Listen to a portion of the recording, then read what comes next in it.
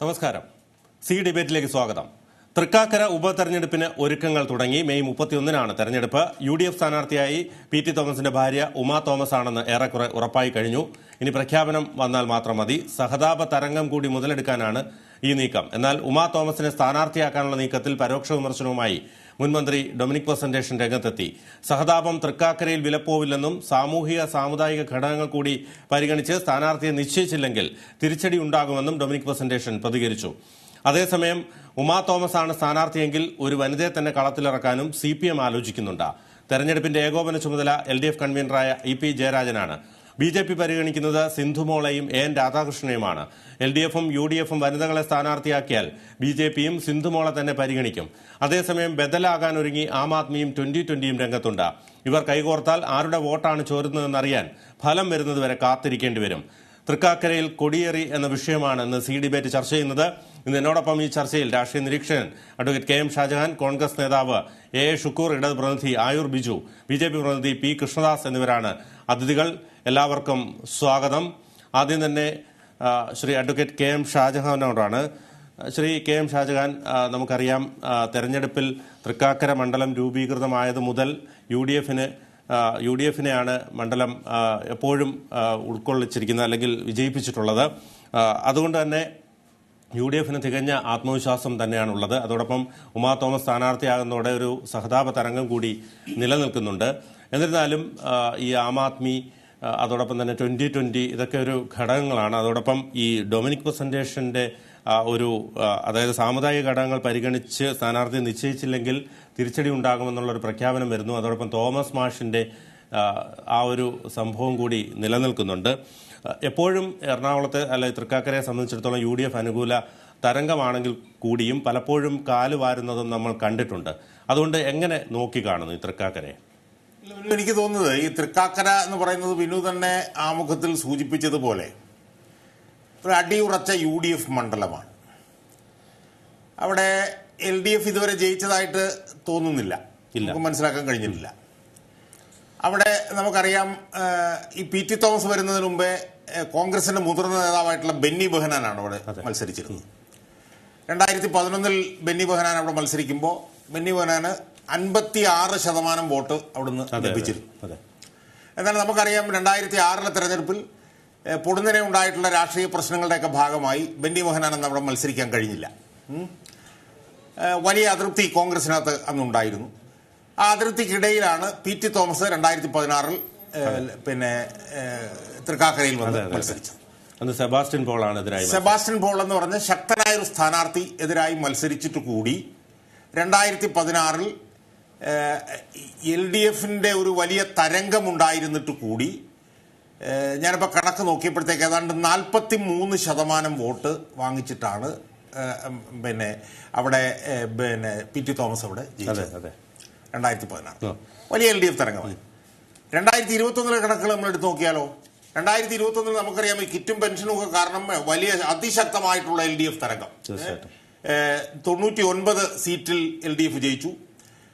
എറണാകുളം ജില്ലയിൽ തന്നെ കുറെ കാലങ്ങൾക്ക് ശേഷം വലിയ മുന്നേറ്റം LDF ഉണ്ടാക്കി. അതോടൊപ്പം തന്നെ CPM പരീക്ഷണങ്ങൾക്ക് മുതിർന്നു. പാർട്ടി പ്രവർത്തകന് പകരം ഡോക്ടർ ജേക്കബിനെയാണ് സ്ഥാനാർത്ഥി. അവിടെ തൃക്കാക്കരയിൽ മത്സരിച്ചു. ഞാൻ തൃക്കാക്കരയിലേക്ക് വരുന്നതിന് എറണാകുളം എന്ന് പറഞ്ഞോട്ടെ. എറണാകുളത്ത് വലിയ മുന്നേറ്റം CPM നടത്തിയ ഒരു തെരഞ്ഞെടുപ്പായിരുന്നു 2020. ആ 2021 തെരഞ്ഞെടുപ്പിൽ പോലും PT തോമസിന് 43% വോട്ട് അവിടെ ലഭിച്ചു. LDFിന്റെ സ്ഥാനാർത്ഥിക്ക് ഈ തരംഗത്തിലായ ഇടയിൽ പോലും അവിടെ 33% വോട്ടേ കുറഞ്ഞു. 36 കുറഞ്ഞു. എന്നാലും അത്ര 10% വ്യത്യാസമുണ്ട്. 11% വോട്ട് BJPക്ക് ഉണ്ട് അവിടെ. 10.8% വോട്ട് ഈ T20 എന്ന് പറഞ്ഞിട്ടുള്ള ഇവരുടെ സ്ഥാനാർത്ഥിക്കും അവിടെ ലഭിച്ചു. അപ്പൊ ആമുഖമായി നോക്കിയാൽ നമുക്ക് കാണാൻ കഴിയുന്നത് വലിയ തോതിലുള്ള LDF തരംഗമുണ്ടായിട്ടുള്ള സാഹചര്യങ്ങളിൽ പോലും UDFിനൊപ്പം നിന്ന ഒരു മണ്ഡലമാണ് തൃക്കാക്കര നമുക്ക് കാണാൻ കഴിയും. അവിടെ ഇപ്പോ ഭാഗ്യവശാൽ തർക്കങ്ങളൊന്നുമില്ലാതെ ഒരു സ്ഥാനാർത്ഥിയെ പ്രഖ്യാപിക്കാൻ UDFിന് കഴിഞ്ഞിട്ടുമുണ്ട്. അവിടെ ഞാൻ മനസ്സിലാക്കുന്നത് ഈ തെരഞ്ഞെടുപ്പിൽ ഏറ്റവും പ്രധാനപ്പെട്ട മുദ്രാവാക്യമായി അവിടെ ഉയർന്നു വരാൻ പോകുന്നത് റെയിലുമായി ബന്ധപ്പെട്ടിട്ടുള്ള വിഷയം തന്നെ ആയിരിക്കും എന്നുള്ള കാര്യത്തിൽ ഒരു സംശയവുമില്ല. അപ്പം പരമ്പരാഗതമായി UDF-നൊപ്പം നിൽക്കുന്ന മണ്ഡലം, LDF തരംഗത്തിനിടയിൽ പോലും UDF-നെ സാമാന്യം നല്ല ഭൂരിപക്ഷത്തിന് ജയിപ്പിച്ചിട്ടുള്ള ഒരു മണ്ഡലം, അവിടെ തർക്കവിതർക്കങ്ങളൊന്നുമില്ലാതെ ഒരു സ്ഥാനാർത്ഥിയെ അവിടെ തീരുമാനിച്ച ഒരു സാഹചര്യം, കേരളത്തിനെതിരായിട്ടുള്ള വികാരം നിലനിൽക്കുന്ന സാഹചര്യം. ഇതിനിടയിൽ ഈ ഡൊമിനിക് പ്രസന്റേഷനെയൊക്കെ പറഞ്ഞു. പക്ഷേ ഈ ഡൊമിനിക് പ്രസന്റേഷനൊന്നും ഈ പറഞ്ഞ പോലെ ഒരു ചലനം സൃഷ്ടിക്കുന്ന ഒരു നേതാവാണ് എന്ന് നമുക്ക് ഇപ്പോൾ CPM-കാർ പോലും പറയും എന്ന് എനിക്ക് തോന്നുന്നില്ല. മനസ്സിലായി? അപ്പോൾ ആ സാഹചര്യത്തിൽ ആമുഖമായി നമ്മൾ നോക്കി ഇപ്പം T20 ആം ആദ്മി പാർട്ടി എന്നൊക്കെ പറയുന്നതൊക്കെ അതൊന്നും ഒരു ചലനവും സൃഷ്ടിക്കില്ലെന്ന് മാത്രമല്ല, ഇനി അവിടെ എന്തെങ്കിലും ചലനം സൃഷ്ടിച്ചാൽ തന്നെ UDF-ന്റെ കുറച്ച് വോട്ടുകൾ കവർന്നെടുക്കാൻ ഈ ആം ആദ്മി പാർട്ടി പിന്നെ ഈ T20-ക്ക് കഴിയുന്നുള്ളതല്ല, ഒരു ചലനവും സൃഷ്ടിക്കാൻ സാധ്യതയില്ല. അതുകൊണ്ട് ഇപ്പോഴത്തെ കേരളത്തിൽ നിലനിൽക്കുന്ന മൊത്തത്തിലുള്ള രാഷ്ട്രീയ സാഹചര്യം എടുത്ത് പരിശോധിച്ചാൽ സാമാന്യം തെറ്റില്ലാത്ത ഭൂരിപക്ഷത്തിന് ഈ ഉമാ തോമസ് എന്ന് പറഞ്ഞിട്ടുള്ള ഈ സ്ഥാനാർത്ഥി അവിടെ ജയിച്ചു വരാനുള്ള സാധ്യതയുണ്ട് എന്നാണ് കണക്കുകൾ പരിശോധിക്കുമ്പോൾ നമുക്ക് കാണാൻ കഴിയും. ഓക്കെ, ശ്രീ ആയൂർ ബിജു, ഇവിടെ ശ്രീ ഷാജഹാൻ സൂചിപ്പിച്ചതുപോലെ തന്നെ മണ്ഡലം രൂപീകൃതമായത് മുതൽ UDF-ന് അനുകൂലമായി വിധിയെഴുതുന്ന ഒരു മണ്ഡലമാണ്. അതോടൊപ്പം തന്നെ ഇപ്പോൾ പ്രധാനമായും ഒരു ഘടകം അദ്ദേഹത്തിൻ്റെ ഭാര്യ ഉമാ തോമസ് തന്നെ രംഗത്ത് വരുന്നു എന്നുള്ളത് ഒരു പ്രധാന ഘടകമാണ്. കാരണം സ്ത്രീ വോട്ടർമാരും അതോടൊപ്പം ഒരു സഹതാപ തരംഗം കൂടി നിലനിൽക്കാനുള്ള സാധ്യതയുണ്ട്. ഒപ്പം തന്നെ അദ്ദേഹം സൂചിപ്പിച്ചതുപോലെ തന്നെ ഈ കേരളയിലുമായി ബന്ധപ്പെട്ട് ധാരാളം പ്രതിഷേധങ്ങൾ നിലനിൽക്കുന്നൊരു സാഹചര്യവും കൂടിയുണ്ട്. അതുകൊണ്ട് എങ്ങനെ നോക്കിക്കാണുന്നു ഇടതുപക്ഷത്തിൻ്റെ ആ ഒരു പോരാട്ടത്തെ? ഇടതുപക്ഷ ജനാധിപത്യ മുന്നണിയെ സംബന്ധിച്ച് ഇത് രാഷ്ട്രീയ പോരാട്ടമാണ്. ഒരു സഹതാപ തരംഗത്തിൽ കൂടി ഒരു സ്ഥാനാർത്ഥി ജയിച്ചു വരുമെന്നൊന്നും ചിന്തിക്കാനുള്ള മൗഢ്യമൊന്നും ഞങ്ങൾക്കില്ല. ഇവിടെ ബഹുമാനായ ഷാജഹാൻ വളരെ വലിയ കണക്കുകളൊക്കെ പറഞ്ഞു. അപ്പം കഴിഞ്ഞ പ്രാവശ്യം LDF തോറ്റ സമയത്ത് അല്ലെങ്കിൽ LDF ജയിച്ച സമയത്തും അവിടെ UDF ജയിച്ച കണക്കുകളൊക്കെ പറഞ്ഞു. ഞാൻ ചോദിക്കട്ടെ, അമേഠിയിലൊക്കെ എന്തായിരുന്നു സംഭവം? അമേഠിയിലൊക്കെ രാഹുൽ ഗാന്ധി തോറ്റ സമയത്ത് മറ്റ് പല സ്ഥലത്തും അവർക്ക് വലിയ ഭൂരിപക്ഷം ലഭ്യമായില്ലേ? അപ്പം അതൊന്നും വലിയ കാര്യമല്ല. ഞങ്ങളെ സംബന്ധിച്ച് ഞങ്ങൾ രാഷ്ട്രീയപരമായി ഈ മത്സരത്തെ നേടുന്നു. LDF വരും, എല്ലാം ശരിയാവും എന്ന് പറഞ്ഞ് ഞങ്ങളെ ഇവിടെ ഈ സംസ്ഥാനത്ത് വരവേറ്റ ജനങ്ങളുണ്ട്. ഇവിടെ ബഹുമാനായ ഷാജഹാനൊക്കെ ഇപ്പം ഈ കേരളയിലെയും അതേപോലെ ഞങ്ങളുടെ കിറ്റിനെയും പെൻഷനെയൊക്കെ വളരെ പുച്ഛത്തോടുകൂടി പറയുന്നത് പോലെ എനിക്ക് തോന്നി. പിന്നെ സാറേ, ഞങ്ങൾക്ക് പറയാനുള്ളതേ ഉള്ളൂ, ഈ കിറ്റും അതിൽ പെൻഷനും ഒന്നും കൊടുത്തത് ഞങ്ങൾ വോട്ട് നേടാൻ വേണ്ടിയല്ല. രാജ്യത്തെ ജനങ്ങൾക്ക് ബുദ്ധിമുട്ടുണ്ടാകുമ്പോൾ, രാജ്യത്തെ ജനങ്ങൾ പട്ടിണി കിടക്കുമ്പോൾ, ഇവിടെ പ്രയാസം അനുഭവിക്കുമ്പോൾ അവരോടൊപ്പം നിൽക്കുക എന്ന ഇടതുപക്ഷത്തിൻ്റെ ഒരു മിനിമം പരിപാടി മാത്രമേ അതിലുണ്ടായിരുന്നുള്ളൂ. അതൊന്നും വോട്ടിന് വേണ്ടി ആയിരുന്നില്ല. അതവിടെ നിൽക്കട്ടെ. ഇനിയിപ്പം താങ്കൾ പറഞ്ഞു അവിടെ തർക്ക വിതർക്കങ്ങളൊന്നും ഇല്ല എന്ന്. താങ്കൾ അങ്ങനെ ഇടതുപക്ഷത്തിന് എതിരെ സംസാരിക്കുന്നു എന്ന് ഞാൻ ചിന്തിക്കുന്നു. അവിടെ തർക്കങ്ങളുണ്ട്. ഇന്ന് തന്നെ പറഞ്ഞില്ലേ, അവരുടെ കോൺഗ്രസിന്റെ നേതാവ് ഡൊമിനിക് പ്രസന്റേഷൻ പറഞ്ഞില്ലേ, പല മാനദണ്ഡങ്ങൾ കൂടി കണക്കിലാക്കണം. അനാവശ്യമായ അല്ലെങ്കിൽ ഒരു സഹതാപ തരംഗം മാത്രം നോക്കി ഒരു സ്ഥാനാർത്ഥിയെ പ്രഖ്യാപിക്കരുത് എന്ന് പറഞ്ഞില്ലേ? അത് തന്നെ ഒരു തുടക്കമല്ലേ? കോൺഗ്രസിൽ ഇനി പൊട്ടിത്തെറികൾ വരാനിരിക്കുന്നേ ഉള്ളൂ. അവിടെ സ്ഥാനാർത്ഥി മോഹികൾ വളരെ കൂടുതലുണ്ട്. അവരൊക്കെ വരും ദിവസങ്ങളിൽ വെളിച്ചത്തിലേക്ക് വരും. അപ്പോൾ ഇത് സ്വാഭാവികമായിട്ടും ഇത് ഇടതുപക്ഷത്തിന് അനുകൂലമായിട്ട് വരും എന്ന് തന്നെയാണ് ഞങ്ങൾ പറയുന്നത്. ഞാൻ ഒന്നും കൂടി പറയുന്നു, അവിടെ മണ്ഡലം ഉണ്ടായതിനു ശേഷം UDF മത്സരിച്ചു, ജയിച്ചു എന്നുള്ളത് ഞങ്ങൾ അംഗീകരിക്കുന്നു. അന്നത്തെ രാഷ്ട്രീയ സാഹചര്യമല്ല ഇന്ന്. അന്നുണ്ടായിരുന്ന ഐക്യ ജനാധിപത്യ മുന്നണിയിൽ ഉണ്ടായിരുന്ന കേരള കോൺഗ്രസ് മാണി ഗ്രൂപ്പ് ഉൾപ്പെടെയുള്ളവർ ഇപ്പോഴത്തെ നിൽക്കുകയാണ്. ഒരു ജനാധിപത്യ ചേരിയിൽ നിന്ന് വലിയൊരു വിഭാഗം ഇപ്പോഴത്തെ അടർന്നു മാറി ഇടതുപക്ഷത്തെ സമ്പുഷ്ടമാക്കുവാൻ നിൽക്കുന്നു. സ്വാഭാവികമായിട്ടും നിങ്ങൾ പറഞ്ഞ 2, 3, 4% വോട്ടുകൾ വ്യത്യാസം ഉണ്ടാകും എന്നത് തന്നെയാണ്. നിങ്ങൾ നേരത്തെ പറഞ്ഞ കേരളയിലൊക്കെ ഞങ്ങൾ ഇപ്പോഴും പറയുന്നു, ഇന്നും കേരളയിലെ ഞങ്ങൾ നേതാക്കന്മാർ തള്ളിക്കളഞ്ഞിട്ടില്ല. ആ കേരളയിലിനെ ഉൾക്കൊണ്ടുകൊണ്ട് തന്നെ, ആ പദ്ധതിയെ തള്ളിപ്പറയാതെ തന്നെ ഞങ്ങളുടെ നയങ്ങളുമായിട്ട് മുന്നോട്ട് പോകുന്നു. ഞങ്ങൾക്ക് യാതൊരു ഭയവുമില്ല. ഇനി വനിതയാകട്ടെ, അവരുടെ കുടുംബത്തിൽ ഒരാളാകട്ടെ, അല്ലെങ്കിൽ മറ്റൊരു കുടുംബത്തിൽ നിന്നൊരാളാകട്ടെ, ഞങ്ങൾ ഇതിനെ രാഷ്ട്രീയമായി എടുക്കുന്നു. 100 സീറ്റ് തേക്കുവാനുള്ള യാത്രയിലാണ് ഞങ്ങൾ. കേരളത്തിലെ ജനങ്ങൾ ഞങ്ങളോടൊപ്പം നിൽക്കുമെന്ന് തന്നെയാണ് ഞങ്ങളുടെ വിശ്വാസം. ശരി. ശ്രീ A. ഷുക്കൂർ കൂടി നമ്മോടൊപ്പം ചേരുന്നു. ശ്രീ A. ഷുക്കൂർ, ഇവിടെ ഇടത് പ്രതിനിധി അവകാശപ്പെടുന്നത് 100 സീറ്റുകൾ നേടും എന്നാണ് പറയുന്നത്. പക്ഷേ അങ്ങനെയൊക്കെ ആണെങ്കിലും ഇപ്പോൾ ഇന്ന് ഈ സാമുദായിക ഘടകങ്ങൾ കൂടി പരിഗണിച്ച് സ്ഥാനാർത്ഥിയെ നിശ്ചയിക്കണം എന്ന് ഡൊമിനിക് പ്രസന്റേഷൻ പറയുന്നു. തോമസ് മാഷ് ഇത്തരത്തിൽ എങ്ങോട്ട് എന്നറിയാതെ നിൽക്കുന്ന ഒരു ഒരു സാഹചര്യം കൂടി നിൽക്കുന്നു. അതുകൂടാതെ തന്നെ നമുക്കറിയാം, എപ്പോഴും PT തോമസ് ഈ കുടുംബാധിപത്യത്തിനൊക്കെ എതിരായിരുന്നു. അദ്ദേഹം നമുക്കറിയാം കെ കരുണാകരൻ്റെ കാലം മുതൽ ഈ അവരുടെ പിൻഗാമികളെ കൊണ്ടുവരുന്നതിനോടൊക്കെ എതിരായിരുന്നു അദ്ദേഹം. അതുകൂടാതെ തന്നെ ഇപ്പോൾ ഈ മാണി ഗ്രൂപ്പ് മറുവിഭാഗത്തിൽ നിൽക്കുന്നു. ഈ ഒരു സാഹചര്യമൊക്കെ നോക്കുമ്പോൾ ഉമാ തോമസിന്റെ വിജയം അത്ര എളുപ്പമായി തോന്നുന്നുണ്ടോ? തീർച്ചയായും ഈ തെരഞ്ഞെടുപ്പിൽ ഒരു സംശയം വേണ്ട, UDF വിജയിക്കും. നല്ല ഭൂരിപക്ഷത്തിന് UDFന്റെ സ്ഥാനാർത്ഥി, ഇന്ന് കോൺഗ്രസ് ഹൈക്കമാൻഡ് പ്രഖ്യാപിക്കാൻ പോകുന്ന സ്ഥാനാർത്ഥി വിജയിക്കാൻ പോവുകയാണ്. അത് PT തോമസിനോടുള്ള വൈകാരികമായ ഒരു ബന്ധമുള്ള ഒരു പ്രദേശമാണ് ഈ തൃക്കാക്കര. അവിടെ ആ തൃക്കാക്കരയുടെ ചിത്രം അത് തന്നെയായിരിക്കും. മാത്രമല്ല, എറണാകുളം ജില്ലയുടെ വികസന രാഷ്ട്രീയവും എല്ലാം നമുക്ക് ചർച്ച ചെയ്യട്ടെ. എന്നാൽ ആ വികസന കാലഘട്ടത്തിലേക്ക് എറണാകുളത്തെ ജില്ലയെ എത്തിക്കാൻ കഴിഞ്ഞത് UDF ഭരണ കാലഘട്ടങ്ങളിലാണ്. ആ UDF ഭരണ കാലഘട്ടങ്ങളിലെ ചെയ്തികളുടെ പ്രവൃത്തികളുടെ ഫലം എല്ലാ കാലത്തും ആ ജില്ലയിൽ ദൃശ്യമാണ്. ഏതെല്ലാം പ്രതിസന്ധി കാലഘട്ടങ്ങളിലെ തെരഞ്ഞെടുപ്പുകളിലും അതുണ്ടായിട്ടുണ്ട്. തൃക്കാക്കരയിലും അതുണ്ടായിട്ടുണ്ട്. തൃക്കാക്കരയിലെ തെരഞ്ഞെടുപ്പ് ഇപ്പൊ ഷാജഹാൻ പറഞ്ഞ വസ്തുനിഷ്ഠമായി കുറെ കാര്യങ്ങൾ ഷാജഹാൻ പറഞ്ഞു. ഞാൻ അതിലേക്ക് ഒന്നും പോകുന്നില്ല, ശരിയാണ്. പിന്നെ രാഷ്ട്രീയ പ്രസ്ഥാനമാണ്. LDFന് എന്തെങ്കിലുമൊക്കെ പറഞ്ഞേ കഴിയൂ. ഇപ്പോ തന്നെ സ്ഥാനാർത്ഥി നിർണയം സംബന്ധിച്ച് ഞങ്ങൾക്ക് വളരെ വേഗത്തിൽ ഒരു ജനാധിപത്യ പാർട്ടി ഇന്ത്യൻ നാഷണൽ കോൺഗ്രസ് ചരിത്രത്തിൽ ഒരു വലിയ മാതൃക കാട്ടിയിരിക്കുകയാണ്. ഒറ്റ പേര് കേരളത്തിൽ നിന്ന് അയച്ചു കൊടുക്കാൻ കഴിഞ്ഞിരിക്കുന്നു. ആരാണ്ടൊക്കെ വേറെ എതിർത്തു പിടിച്ച് ജനാധിപത്യ പാർട്ടിയാണ് ചില അഭിപ്രായങ്ങൾ പറയും. ആ കോൺഗ്രസ് ഹൈക്കമാൻഡിന്റെ സ്ഥാനാർത്ഥി നിർണയം കഴിഞ്ഞാൽ, ആ പേര് പ്രഖ്യാപിച്ചു കഴിഞ്ഞാൽ ഒറ്റക്കെട്ടായിരിക്കും UDF. ഒരു തർക്കവും വേണ്ട, നിങ്ങൾ കാണാൻ പോകുക. പിന്നെ കേരളയിലൊക്കെ ചർച്ച ചെയ്യട്ടെ എന്ന്, കേരളയിലൊക്കെ ചർച്ച ചെയ്യണല്ലോ. എത്രമാത്രം ശാസ്ത്രീയമായി നമ്മുടെ നാടിന് വികസനം ഉണ്ടാകും എന്നുള്ളത് ബോധ്യപ്പെടുന്ന ചർച്ചകൾ നടക്കണ്ടേ? എനിക്ക് കാക്കനാട് ഒരുപാട് വ്യക്തി ബന്ധങ്ങളുള്ള സ്ഥലമാണ്. കാക്കനാട്, വാഴക്കാല, ഇടപ്പള്ളി, പാലാരിവട്ടം.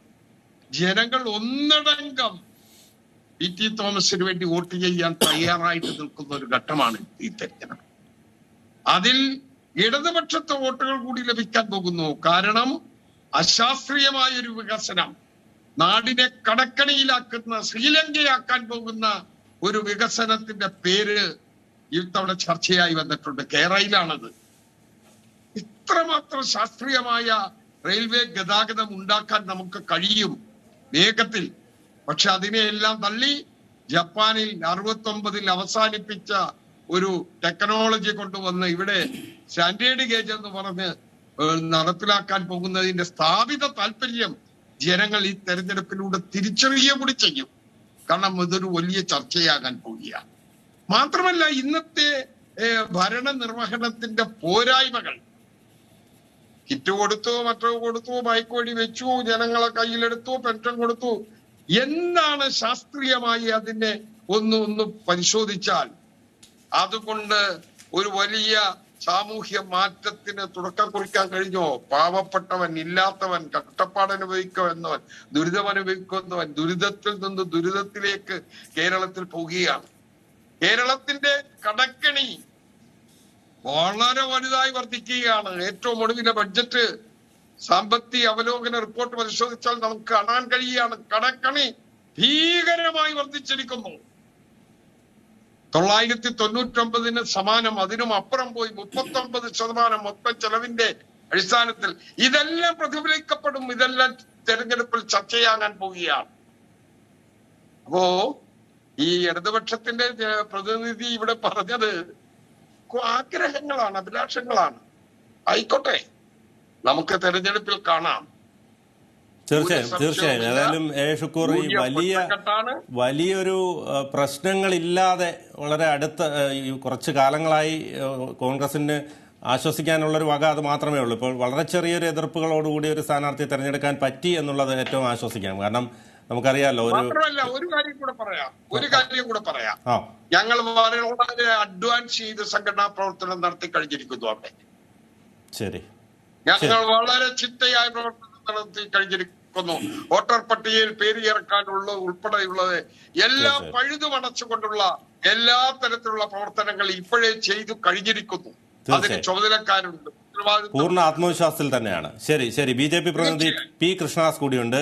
ശ്രീ പി കൃഷ്ണദാസ്, BJPക്ക് മണ്ഡലത്തിൽ കാര്യമായ സ്വാധീനം തന്നെ ഉണ്ട് എന്ന് പറയേണ്ടി വരും. കാരണം 2011 സജികുമാർ നേടിയത് 5935 വോട്ടാണെങ്കിൽ വെറും 5.04%, തൊട്ടടുത്ത തെരഞ്ഞെടുപ്പിൽ ഇത് 15% ഉയർത്താൻ കഴിഞ്ഞു. അന്ന് ലഭിച്ചത് 21,247 വോട്ടുകൾ. അതേസമയം 2021 സജി തന്നെ BJP സ്ഥാനാർത്ഥിയായപ്പോൾ ലഭിച്ചത് 15,218 വോട്ടുകൾ, അതായത് 11.32 വോട്ടുകൾ. അത് ഒരു വലിയ ഒരു ശതമാനം എന്ന് തന്നെ പറയേണ്ടി വരും. അതുകൊണ്ട് തന്നെ BJPയെ സംബന്ധിച്ചും ഏറെ ആത്മവിശ്വാസത്തോടുകൂടി മുന്നോട്ട് പോകാൻ കഴിയും, വോട്ടിംഗ് ശതമാനം ഉയർത്താൻ കഴിയുമെന്നുള്ള ആത്മവിശ്വാസമുണ്ട്. ഇപ്പോൾ AN രാധാകൃഷ്ണനും സിന്ധുമോളുടെയും പേരുകളാണ് കേൾക്കുന്നത്. അതുകൊണ്ട് തന്നെ അതുമാത്രമല്ല, അമിത്ഷാ അടുത്ത ആഴ്ച വരുന്നുണ്ട്, ക്രിസ്തീയ സംഘടനകളുമായി ഒക്കെ ചർച്ച നടത്തുന്നുണ്ട്. ക്രിസ്തീയ സംഘടനകളുമായി കൂടുതൽ അടുക്കാനുള്ള BJPയുടെ ശ്രമവും ഒക്കെ ആരംഭിച്ചിട്ടുണ്ട്. അതുകൊണ്ട് തന്നെ എത്രമാത്രം ആത്മവിശ്വാസത്തിലാണ് BJP? തൃക്കാക്കര നിയോജകമണ്ഡലം ഭാരതീയ ജനതാ പാർട്ടിയെ സംബന്ധിച്ചിടത്തോളം ഞങ്ങൾക്ക് തെരഞ്ഞെടുപ്പുകൾ കഴിയും തോറും കൂടുതൽ ജനസ്വാധീനം ഉണ്ടായിക്കൊണ്ടിരിക്കുന്ന ഒരു മണ്ഡലമാണ്. പ്രത്യേകിച്ച് എറണാകുളം മഹാനഗരത്തിലെ ഏറ്റവും പ്രധാനപ്പെട്ട പ്രദേശങ്ങൾ ഉൾപ്പെടുന്ന മേഖല നിലനിൽക്കുന്നത് തൃക്കാക്കര നിയോജകമണ്ഡലത്തിലാണ്. ആ തൃക്കാക്കര നിയോജകമണ്ഡലത്തിലെ ഓരോ പ്രദേശങ്ങളും ബൂത്ത് അടിസ്ഥാനത്തിൽ എടുത്തു നോക്കിക്കഴിഞ്ഞാൽ കഴിഞ്ഞ തെരഞ്ഞെടുപ്പിന് മുൻപും അതിനുശേഷവുമെല്ലാം BJPയുടെ സ്വാഭാവികമായിട്ടുള്ള ഞങ്ങളുടെ അംഗങ്ങളുടെ വളർച്ച, ഞങ്ങളുടെ സംഘടനാപരമായിട്ടുള്ള വളർച്ച, ബൂത്ത് തലത്തിലുള്ള ഞങ്ങളുടെ പ്രവർത്തനം, അതെല്ലാം ഈ തെരഞ്ഞെടുപ്പിന് മാസങ്ങൾക്ക് മുൻപ് തന്നെ, ഈ തെരഞ്ഞെടുപ്പ് വരാൻ പോകുന്നു എന്നുള്ളതിന്റെ സൂചന ഉണ്ടായ സമയം മുതൽ ഭാരതീയ ജനതാ പാർട്ടിയുടെ സംഘടനാ സംവിധാനം വളരെ സുശക്തമായിട്ടുള്ള പ്രവർത്തനവുമായി ഞങ്ങൾ മുന്നോട്ട് പോയിക്കൊണ്ടിരിക്കുകയാണ്. ഏരിയകൾ തിരിച്ചുകൊണ്ട് ബൂത്ത് അടിസ്ഥാനത്തിൽ ഞങ്ങളുടെ പ്രവർത്തനങ്ങൾ സജീവമായി മുന്നോട്ട് പോയിക്കൊണ്ടിരിക്കുകയാണ്. പിന്നെ LDFന്റെയും UDFന്റെയും അവകാശവാദങ്ങൾ തെരഞ്ഞെടുപ്പുകളിൽ കഴിഞ്ഞ തവണ വിജയിച്ചതിന്റെയും ലഭിച്ച വോട്ടുകളുടെയും എല്ലാം അടിസ്ഥാനത്തിൽ അവർ പറയുന്ന കാര്യങ്ങൾ കേട്ടാൽ കേരളത്തിലെ ജനങ്ങളും തൃക്കാക്കരയിലെ ജനങ്ങളെല്ലാം ഇവിടെ നടക്കുന്ന രാഷ്ട്രീയ സംഭവവികാസങ്ങളെ കുറിച്ച് അജ്ഞരാണ് എന്ന് മനസ്സിലാക്കേണ്ട ഒരു സാഹചര്യത്തിലാണ് അവരുടെ വാദങ്ങൾ ഉയർത്തിക്കൊണ്ടിരിക്കുന്നത്. ഈ തെരഞ്ഞെടുപ്പിൽ ഏറ്റവും കൂടുതൽ ചർച്ചയാകാൻ വേണ്ടി പോകുന്നത് ഒരു ഭാഗത്ത് കേരളയിലും അതുപോലെ തന്നെ തൃക്കാക്കര നിയോജകമണ്ഡലം എറണാകുളം മഹാനഗരത്തിലെ കോർപ്പറേഷനിലെ ഏറ്റവും കൂടുതൽ കുടിവെള്ള പ്രശ്നവും അതുപോലെ തന്നെ വെള്ളക്കെട്ടും അനുഭവപ്പെടുന്ന, ജനങ്ങൾ ഏറ്റവും കൂടുതൽ പ്രയാസം അനുഭവിക്കുന്ന ഒരു മേഖലകൾ ഉൾപ്പെടുന്ന തൈക്കൂടം ഭാഗവും അതുപോലെ തന്നെ ഗിരിനഗർ മേഖലകളിലും എല്ലാം ഉൾപ്പെടുന്ന പ്രദേശങ്ങളെല്ലാം ഉൾപ്പെടുന്ന മേഖലകളാണ് ഈ തൃക്കാക്കര നിയോജകമണ്ഡലത്തിൽ ജനങ്ങൾ ഏറ്റവും കൂടുതൽ ചർച്ച ചെയ്യാൻ വേണ്ടി പോകുന്നത്. മറ്റൊന്ന്, കഴിഞ്ഞ കുറച്ചു കാലങ്ങളായി, പ്രത്യേകിച്ച് ഒരു 6-7 മാസക്കാലമായി കേരളത്തിൽ ഏറ്റവും കൂടുതൽ ചർച്ച ചെയ്യപ്പെടുന്ന 2-3 പ്രധാനപ്പെട്ട വിഷയങ്ങൾ നടക്കുന്നത് തൃക്കാക്കര നിയോജകമണ്ഡലവുമായി ബന്ധപ്പെട്ടുകൊണ്ടാണ്.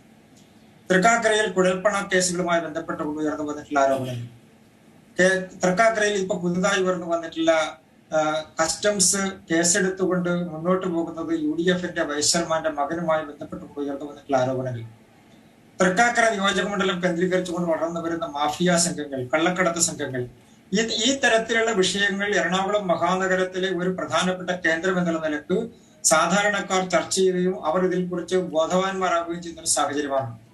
മറ്റൊന്ന്, LDFന്റെ ഭാഗത്ത് നോക്കിക്കഴിഞ്ഞാൽ കേരളത്തിൽ 2 പ്രളയമുണ്ടായ സമയത്ത് ആ പ്രളയ കാലഘട്ടങ്ങളിൽ സാധാരണക്കാർക്ക് വിതരണം ചെയ്യാൻ വേണ്ടി കൊടുത്ത പൈസ, സാധാരണക്കാരുടെ കൈകളിലേക്ക് എത്തേണ്ട പൈസ, ആ പൈസ എറണാകുളം ജില്ലയിലെ വിവിധ മേഖലകളിൽ, പറവൂർ നിയോജകമണ്ഡലത്തിൽ, ആലപ്പുഴ നിയോജകമണ്ഡലം ഉൾപ്പെടുന്ന മേഖലകളിൽ, അതുപോലെ തന്നെ മറ്റ് നിയോജകമണ്ഡലങ്ങൾ ഉൾപ്പെടുന്ന മേഖലകളിൽ പ്രളയക്കെടുതി ഉണ്ടായി അതിന്റെ കെടുതി അനുഭവിച്ച സാധാരണക്കാരായിട്ടുള്ള ആളുകൾക്ക് ആശ്വാസമായി നൽകാൻ വേണ്ടി കൊടുത്ത പൈസ വലിയ പ്രളയ തട്ടിപ്പിന് ഇരയായിട്ടുള്ള ഗൂഢാലോചന നടന്ന കേന്ദ്രം, ബഹുമാനപ്പെട്ട കളക്ടറേറ്റ് ഉൾപ്പെടെയുള്ള പ്രദേശങ്ങൾ ഉൾപ്പെടുന്ന കേന്ദ്രം, ആ ബുദ്ധി കേന്ദ്രവും അതിന്റെ പ്രവർത്തനവും എല്ലാം നടന്നിട്ടുള്ളത് ഈ തൃക്കാക്കര നിയോജകമണ്ഡലം ഉൾപ്പെടുന്ന മേഖലയിലാണ്. അതുപോലെ തന്നെ വർഷങ്ങളായി മാറി കോർപ്പറേഷൻ ഭരിച്ചുകൊണ്ടിരിക്കുന്ന മുന്നണികൾ തൃക്കാക്കര നിയോജകമണ്ഡലത്തിലെ പ്രധാനപ്പെട്ട മേഖലകൾ, പ്രത്യേകിച്ച് ജനങ്ങൾ തിങ്ങിപ്പാർക്കുന്ന മേഖലകൾ, കോളനികൾ അതുപോലെ തന്നെ ഹൗസിംഗ് കോളനികളെല്ലാം ഉള്ള മേഖലകൾ, അവിടെയെല്ലാം സാധാരണക്കാരന് പ്രളയക്കെടുതിയുടെ ഏറ്റവും വലിയ, പ്രത്യേകിച്ച് ഒരു മഴ പെയ്താൽ റോഡിലേക്ക് ഇറങ്ങാൻ കഴിയാത്ത വണ്ണം വെള്ളക്കെട്ടുകൾ നിറഞ്ഞിട്ടുള്ള ഒരു പ്രദേശമായി തൃക്കാക്കര നിയോജകമണ്ഡലത്തിൽ മേഖലകൾ മാറിയിരിക്കുന്നു. ഈ തരത്തിൽ സംസ്ഥാന രാഷ്ട്രീയത്തിന്റെ ഭാഗമായിട്ടുള്ള കേരളയിൽ ഉൾപ്പെടെയുള്ള വിഷയങ്ങൾ ഒരു ഭാഗത്ത് ചർച്ച ചെയ്യപ്പെടുമ്പോൾ, മറുഭാഗത്ത് നമ്മുടെ സംസ്ഥാനത്ത് ഇന്ന് ഏറ്റവും കൂടുതൽ മാഫിയ സംഘങ്ങളും കള്ളക്കടത്ത് സംഘങ്ങളും വളർന്നു വരുന്ന മേഖലകളിലുള്ള ആളുകൾക്ക് സംരക്ഷണം നൽകുന്ന ഒരു കൂട്ടരായി LDF-ന്റെയും UDF-ന്റെയും നേതാക്കന്മാരും ആളുകളും മാറിയിരിക്കുന്നു എന്നുള്ളതാണ് കഴിഞ്ഞ കുറച്ച് നാളുകളായി പുറത്തു വന്നുകൊണ്ടിരിക്കുന്ന വാർത്തകൾ. ഇതെല്ലാം സൂചിപ്പിക്കുന്നത് ഈ നിയോജക മണ്ഡലത്തിലെ ജനങ്ങൾ ഈ വിഷയങ്ങൾ ഈ തെരഞ്ഞെടുപ്പിൽ സജീവമായി ചർച്ച ചെയ്യും എന്നുള്ളതാണ്. ഈ തെരഞ്ഞെടുപ്പിന്റെ ഒരു വലിയ പ്രത്യേകത, UDF-നെ സംബന്ധിച്ചിടത്തോളം അവർ സ്ഥാനാർത്ഥിയെ പ്രഖ്യാപിക്കാൻ വേണ്ടി തയ്യാറായിരിക്കുന്നു എന്നുള്ളത് ഒരു പുതിയ സംഭവമായിട്ടാണ് UDF-ന്റെ പ്രതിനിധി അവതരിപ്പിച്ചിട്ടുള്ളത്. ഞാനൊന്ന് ചോദിക്കട്ടെ, ബഹുമാനപ്പെട്ട PT തോമസിന്റെ പത്നിയെ അല്ലാതെ മറ്റൊരാളെ കുറിച്ച് ആലോചിക്കുന്ന ഒരു സാഹചര്യം ഉണ്ടായാൽ UDF-ന്റെ സ്ഥിതി എന്തായിരിക്കും, രാഷ്ട്രീയ സ്ഥിതി എന്തായിരിക്കും ഈ തൃക്കാക്കര നിയോജക മണ്ഡലത്തിൽ? അത്രയേറെ അന്തഛിദ്രം നിലനിൽക്കുന്ന ഒരു സാഹചര്യമാണ് തൃക്കാക്കര കേന്ദ്രീകരിച്ചുകൊണ്ട് രാഷ്ട്രീയപരമായി UDF നേരിട്ടുകൊണ്ടിരിക്കുന്നത്. ഒരു ഭാഗത്ത് മുതിർന്ന നേതാക്കന്മാർ നിലവിലെ സ്ഥാനാർത്ഥി നിർണയവുമായി ബന്ധപ്പെട്ടുകൊണ്ട് തന്നെ അപശബ്ദങ്ങൾ ഉയർത്തിയിരിക്കുന്ന UDF-നകത്ത്. ഇതുമായി ബന്ധപ്പെട്ടുകൊണ്ട് വലിയ തരത്തിൽ താഴെത്തട്ടിൽ UDF-നകത്ത് തർക്കങ്ങളും വിതർക്കങ്ങളും നടന്നുകൊണ്ടിരിക്കുന്നു. ഈ ഒരു സാഹചര്യമാണ് UDF-നെ സംബന്ധിച്ച് അവരുടെ രാഷ്ട്രീയപരമായ ഈ മണ്ഡലത്തിൽ.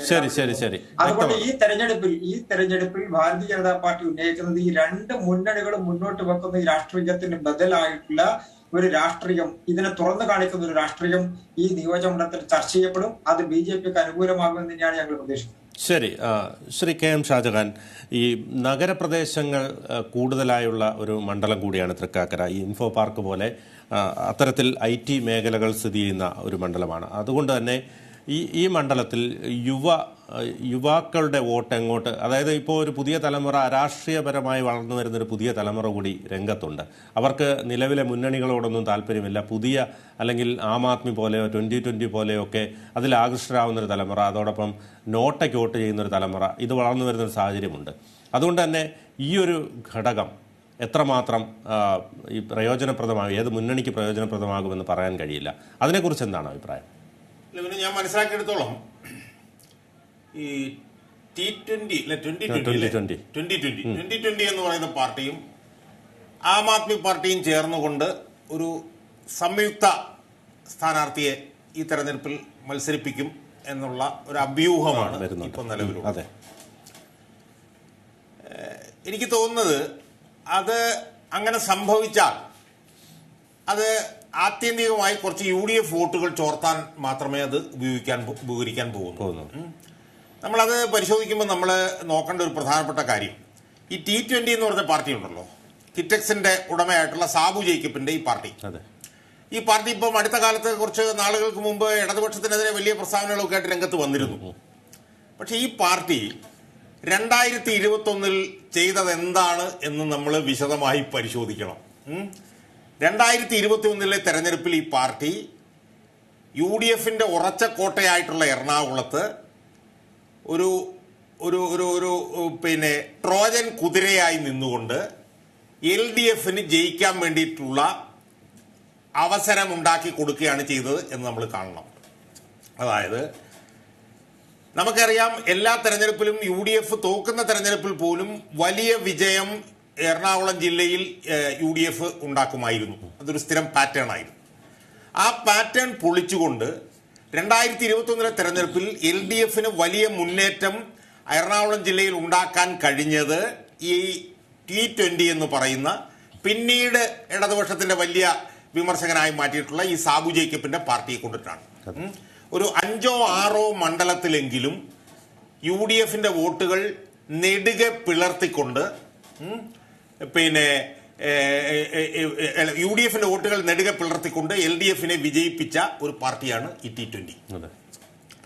ഈ T20 എന്ന് പറഞ്ഞ പാർട്ടിക്ക് രാഷ്ട്രീയമായിട്ടുള്ള ഒരു നിലപാടുമില്ല. അത് മുതലാളിയുടെ ഒരു രാഷ്ട്രീയം, മുതലാളിയുടെ പ്രത്യയശാസ്ത്രം, അത്രേ ഉള്ളൂ. ഇപ്പോൾ കേരളത്തിനെതിരായിട്ട് പോലും സാബു ജേക്കബ് ഒന്നും പറഞ്ഞിട്ട് അപ്പോഴായിട്ട് നമ്മൾ കാണുന്നില്ല. ഇപ്പൊ സാബു ജേക്കബ് വന്നിട്ട് ഈ T20യും ആം ആദ്മി പാർട്ടിയും ചേർന്നൊരു സംയുക്ത സ്ഥാനാർത്ഥി നിർത്തും എന്ന് പറയുന്നു. ആ സ്ഥാനാർത്ഥി രംഗത്ത് വന്നാൽ അത് UDF കുറച്ച് വോട്ടുകൾ സ്പ്ലിറ്റ് ചെയ്ത് LDF സഹായിക്കുക എന്നുള്ളിടത്തേക്ക് മാത്രമേ എത്തുകയുള്ളൂ. ഇപ്പൊ LDF കുറച്ച് നാളായിട്ട് ഈ സാബു ജയിക്കുമ്പോൾ വലിയ വർത്താനമൊന്നും പറയുന്നില്ല. 1-2 മാസമായിട്ട് അദ്ദേഹം അനങ്ങാതെ നിൽക്കുകയാണ്. ഇനി ഈ തെരഞ്ഞെടുപ്പ് കഴിയുന്നതിനും വരെ അദ്ദേഹം ആ തരത്തിലുള്ള വർത്താനം നടത്തുകയില്ല. അപ്പം ആ സ്ഥാനാർത്ഥി സംയുക്ത സ്ഥാനാർത്ഥി വന്നു കഴിഞ്ഞാൽ പിന്നെ അത് LDF പരോക്ഷമായി ഗുണമാകാനാണ് സാധ്യത. ഇനി വിനി ചോദിച്ച ഈ യുവാക്കളുടെ പ്രശ്നമുണ്ട്. യുവാക്കള് എല്ലാ കാലത്തും ആ മണ്ഡലത്തിലുണ്ട്. പക്ഷെ നമ്മൾ കാണേണ്ടത് അടുത്ത കാലത്തായി യുവാക്കളുടെ ഇടയിലും പൊതുവിൽ ജനങ്ങളുടെ ഇടയിലുമൊക്കെ വലിയ തോതിൽ ചർച്ചയായ ഒരു വിഷയം കേരളയിലാണ്. ഞാൻ മനസ്സിലാക്കിയെടുത്തോളം കേരളത്തിലെ യുവാക്കളുടെ ഇടയിലും വലിയ തോതിൽ ഈ കേരളയിലുമായി ബന്ധപ്പെട്ടിട്ടുള്ള വിഷയങ്ങൾ ചർച്ച ചെയ്തുകൊണ്ടിരിക്കുകയാണ്. ഞാനതിന്റെ വിശദാംശങ്ങളിലേക്കൊന്നും പോകുന്നില്ല. ഷുക്കൂർ പറഞ്ഞ പോലെ കടക്കണി ഇതുപോലുള്ള ഒരുപാട് കാര്യങ്ങളുണ്ട്. കടക്കണി മാത്രമല്ല, പരിസ്ഥിതിയുമായി ബന്ധപ്പെട്ടിട്ടുള്ള പ്രശ്നങ്ങളുണ്ട്, ആളുകളെ കുടിയൊഴിപ്പിക്കുന്നതുമായി ബന്ധപ്പെട്ടിട്ടുള്ള പ്രശ്നങ്ങൾ, ഒരുപാട് പ്രശ്നങ്ങളുണ്ട്. ആ പ്രശ്നങ്ങൾ കേരളത്തിലെ പൊതുമണ്ഡലം ചർച്ച ചെയ്യുന്നത് പോലെ തന്നെ യുവാക്കളും ആ വിഷയം വളരെ ഗൗരവമായി ചർച്ച ചെയ്തുകൊണ്ടിരിക്കുകയാണ്.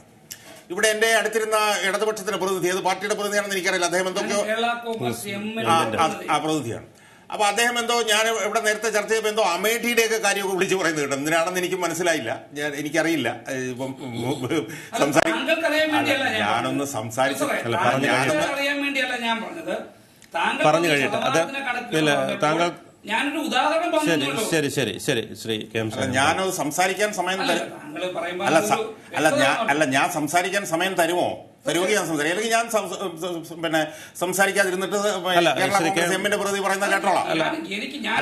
അല്ല ഞാൻ സംസാരിക്കാൻ പോകുമ്പോൾ ഞാൻ സംസാരിക്കുന്നിടം വരെ മാന്യത മിണ്ടാതിരിക്കുക എന്നുള്ളതാണ്. ശ്രീ ആയൂർ ബിജു അദ്ദേഹം പറഞ്ഞു കഴിഞ്ഞിട്ട് താങ്കൾക്ക് അവസരം തരാം. ശരി, ശ്രീ കെ എം ഷാജൻ. ഞാൻ പറഞ്ഞു വന്നത്, അദ്ദേഹം ഇവിടെ സംസാരിച്ചിരുന്നപ്പോൾ എന്തോ അമേഠി എന്നൊക്കെ പറയുന്നത് എനിക്കത് മനസ്സിലായില്ലെന്നാണ് ഞാൻ പറഞ്ഞത്. ഇപ്പോഴും എനിക്കത് മനസ്സിലായിട്ടില്ല. അപ്പൊ അതുകൊണ്ട് കേരളത്തിൽ ഇന്ന് ഏറ്റവും കൂടുതൽ ചർച്ച ചെയ്യപ്പെടുന്ന വിഷയം കേരളയിലാണ്. ഇനി കേരള കോൺഗ്രസ് മാണിയുടെ പ്രതിനിധിയാണ് എന്നുള്ളത് കൊണ്ട് ഞാൻ ഒന്നുകൂടി പറഞ്ഞേക്കാം. കേരള കോൺഗ്രസ് മാണി ഗ്രൂപ്പിനകത്ത് തന്നെ ഈ കേരളയിൽ വലിയ പ്രശ്നമാണ്. അവരുടെ ചങ്ങനാശ്ശേരി മണ്ഡലത്തിലൊക്കെ അവരുടെ പിന്നെ MLA പോലും പുറത്തിറങ്ങാൻ പറ്റാത്ത നിലയിലുള്ള വലിയ പ്രശ്നമാണ് കേരളയില്. അത് കേരള കോൺഗ്രസ് മാണിയുടെ പ്രതിനിധി എന്ന് മനസ്സിലാക്കിയാൽ കൊള്ളാം. പിന്നെ കേരള കോൺഗ്രസ് മാണി പിന്നെ അവിടെ പിന്നെ തൃക്കാക്കരയിൽ എന്തെങ്കിലുമൊക്കെ എനിക്കറിയത്തില്ല. കാരണം കേരള കോൺഗ്രസ് മാണി എന്ന് പറയുന്നത് 2021 തെരഞ്ഞെടുപ്പിലും LDF കൂടെ ആയിരുന്നല്ലോ. എന്നിട്ടും തൃക്കാക്കരയിൽ ഒരു ചുക്കും സംഭവിച്ചില്ല. ഒരു മാണിയുടെ പ്രതിനിധിയും ഒരു മാണിയുടെ ചലനവും തൃക്കാക്കരയിൽ ഉണ്ടാക്കാൻ പറ്റിയില്ല. 10% വോട്ടിന്റെ വ്യത്യാസത്തിലാണ് UDF സ്ഥാനാർത്ഥി 2021 അവിടെ ജയിച്ചു കയറിയിട്ടുള്ളത്. മനസ്സിലായില്ലേ? അപ്പൊ അതുകൊണ്ട് മാണിയൊന്നും തൃക്കാക്കരയിൽ ഒരു ചുക്കും ചെയ്യുമെന്ന് ഞാൻ വിശ്വസിക്കുന്നില്ല. കേരളത്തിൽ ഏറ്റവും പ്രധാനപ്പെട്ട വിഷയമായി ജനങ്ങളിൽ നിന്ന് ചർച്ച ചെയ്യപ്പെടുന്ന കേരളയിൽ എന്ന് പറഞ്ഞ വിഷയം ഈ തെരഞ്ഞെടുപ്പിൽ വലിയ വിഷയമായി ചർച്ച ചെയ്യപ്പെടും. നേരത്തെ ഷുക്കൂർ പറഞ്ഞതുപോലെ വലിയൊരു വ്യത്യാസം ഇപ്പോൾ ഉണ്ടായിരിക്കുന്നത്, എന്തൊക്കെ പറഞ്ഞു കഴിഞ്ഞാലും അവിടെ ഒരു വനിതാ സ്ഥാനാർത്ഥിയായി തർക്കവിതർക്കങ്ങളൊന്നും ഇല്ലാതെ വന്നിട്ടുണ്ട്. അതുകൊണ്ട് തൃക്കാക്കര എന്ന് പറയുന്ന ഇതുവരെ LDF പച്ച തൊടാൻ കഴിയാത്ത ഒരു മണ്ഡലം, LDF പച്ച തൊടാൻ കഴിയാത്ത മണ്ഡലം. ഞാൻ ഈ കേരള കോൺഗ്രസ് മാണി പ്രതിനിധിക്ക് കേൾക്കാൻ വേണ്ടിയിട്ടാണ് ഞാൻ പറയുന്നത്. 2016 LDF തരംഗമായിരുന്നു, അപ്പോഴും പച്ച തൊട്ടില്ല. 2021 LDF തരംഗമായിരുന്നു, അപ്പോഴും പച്ച തൊട്ടില്ല. അങ്ങനെ പച്ച തൊടാത്ത ഒരു മണ്ഡലത്തിൽ പിന്നെ സാമാന്യം നല്ല സ്ഥാനാർത്ഥിയാണ് ഇപ്പോൾ വന്നിട്ടുള്ളത്. അവർക്ക് സാമാന്യം നല്ല ശരി ശരി തീർത്തോ അല്ല ഞാനൊന്ന് തീർക്കാൻ സമയം തരാമോ? ഒരു യൂത്ത് കോൺഗ്രസിന്റെ നേതാവിനെ മത്സരിപ്പിച്ചാൽ നമുക്ക് മനസ്സിലാകും, ഒരു KSUക്കാരനെ മത്സരിപ്പിച്ചാൽ നമുക്ക് മനസ്സിലാകും. എന്നാ പിന്നെ ഇയാളിത് തുടരട്ടെ, പോയേക്കാം. മറുപടി പറഞ്ഞോളൂ. കംപ്ലീറ്റ് ചെയ്തോളൂ, പൂർത്തിയാക്കിക്കോളൂ. ശ്രീ ആയൂർ ബിജു താങ്കൾക്ക് സമയം തരാം, നമുക്ക് സമയമുണ്ട്, ഇപ്പൊ പകുതിയല്ലേ ആയിട്ടുള്ളൂ. അപ്പൊ അതുകൊണ്ട് ഞാൻ ഒന്നുകൂടി പറയുന്നു, 2016 2021 LDF തരംഗം ഉണ്ടായിട്ട് പോലും പച്ച തൊട്ടില്ല അവിടെ LDF. മനസ്സിലായില്ലേ? ആ സാഹചര്യത്തിൽ പിന്നെ കഴിഞ്ഞ ഒരു വർഷമായി കേരള ഗവൺമെന്റിന്റെ ഭരണം എന്തായിരുന്നു എന്നുള്ളത് ജനങ്ങൾ കണ്ടുകൊണ്ടിരിക്കുകയാണ്. ഇപ്പൊ ഇന്ന് തന്നെ വന്നിട്ടുണ്ട്. എന്താ വന്നിട്ടുള്ളത്? സമ്പത്ത് എന്ന് പറഞ്ഞൊരുത്തൻ, ഒരു എടുക്കാച്ചരക്ക്. ആ എടുക്കാച്ചരക്കിന് കഴിഞ്ഞ ഒരു വർഷക്കാലത്തിനുള്ളിൽ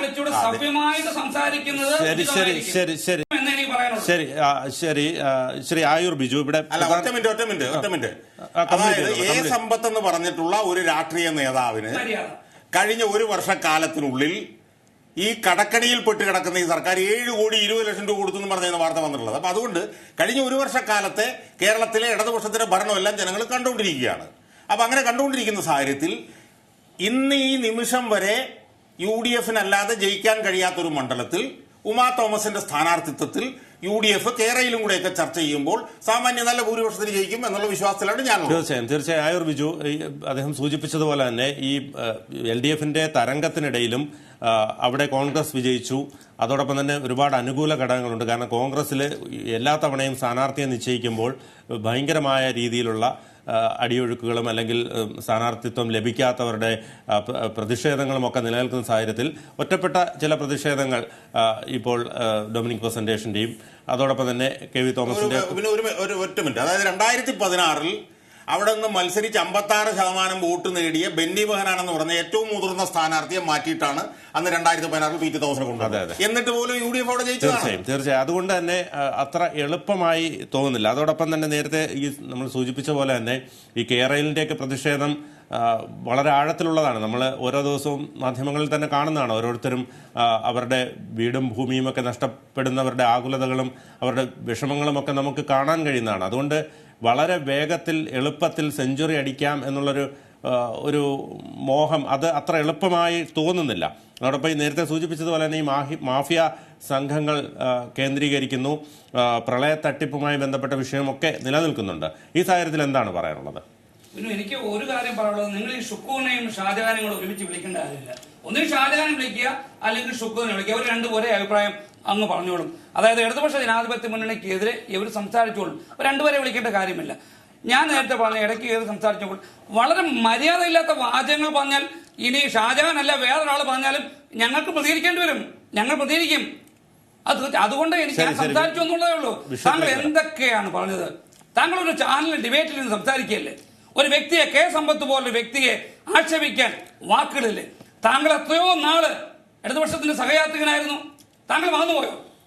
അപ്പൊ അതുകൊണ്ട് ഒരു സാമാന്യ മര്യാദ ഈ ചാനൽ ചർച്ചയിൽ താങ്കൾ ചെയ്യണം എന്നാണ് എനിക്ക് താങ്കളോട് പറയാനുള്ളത്.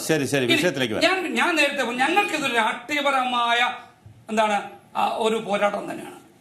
ഞാൻ നേരത്തെ സൂചിപ്പിച്ചു, ഒരു യൂത്ത് കോൺഗ്രസ്സുകാരെ മത്സരിപ്പിച്ചാൽ ഈ കേരള സമൂഹം അംഗീകരിക്കും. ആരാണ് ഈ പറയുന്ന വനിത? എന്താണ് അവരുടെ രാഷ്ട്രീയ പാരമ്പര്യം? അവരുടെ രാഷ്ട്രീയ സാഹചര്യം എന്ത്? അവരുടെ രാഷ്ട്രീയത്തിന് വേണ്ടി അല്ലെങ്കിൽ കേരളത്തിലെ പൊതുപ്രവർത്തന മേഖലയിൽ ഈ പറയപ്പെടുന്ന വനിത എന്ത് സംഭാവന ചെയ്തു? ഇതാണ് ഞങ്ങൾ ചോദിക്കുന്നത്. ഞങ്ങളോട് മത്സരിപ്പിക്കും. ഇടതുപക്ഷ ജനാധിപത്യ മുന്നണി ഈ കേരള സമൂഹത്തിന് വേണ്ടി പ്രവർത്തിച്ചിട്ടുള്ള ഒരു രാഷ്ട്രീയ നേതാവിനെ ഞങ്ങളോട് മത്സരിപ്പിക്കും. ഞങ്ങൾ ജയിക്കുമെന്നുള്ളതിൽ ഞങ്ങൾക്ക് നേരത്തെ ഞാൻ ഇദ്ദേഹം ഷാജഹാൻ ചില കണക്കുകൾ 56, 46, 38 ഒക്കെ പറഞ്ഞപ്പം ഞാൻ ചോദിച്ചത് അദ്ദേഹത്തിന് മനസ്സിലായില്ല എന്ന് അദ്ദേഹം പറയുന്നെങ്കിൽ ഒരു മണ്ടനായിട്ട് അഭിനയിക്കുകയാണ്. അമേഠിയിൽ എത്ര ശതമാനമായിരുന്നു കോൺഗ്രസിന്റേത്? ഇന്ന് അമേഠിയിൽ കോൺഗ്രസിന്റെ എത്ര ശതമാനമായി നിൽക്കുന്നു? പഞ്ചാബിൽ കോൺഗ്രസ് എവിടെയായിരുന്നു? ഡൽഹിയിൽ കോൺഗ്രസിന്റെ ശതമാനം എവിടെയാണ്? ഇതൊന്നും വലിയ കാര്യമല്ല. അപ്പം സ്വാഭാവികമായിട്ടും ഞങ്ങളെ സംബന്ധിച്ച് ഞങ്ങൾക്കൊരു തുടർ ഭരണം ഈ കേരള സംസ്ഥാനത്തിൽ വന്നത് ഞങ്ങൾ ഇവിടുത്തെ ജനങ്ങളോടൊപ്പം നിന്നിട്ടാണ്. താങ്കൾ കേരള കോൺഗ്രസ് പാർട്ടിയൊക്കെ അങ്ങ് ആക്ഷേപിച്ചല്ലോ. ഞങ്ങളുടെ കൂടെ പ്രയത്നത്തിന്റെ ഫലമായിട്ടാണ് 99 സീറ്റിൽ ഇടതുപക്ഷ ജനാധിപത്യ മുന്നണി ഭരണത്തിൽ വന്നിട്ടുള്ളത്.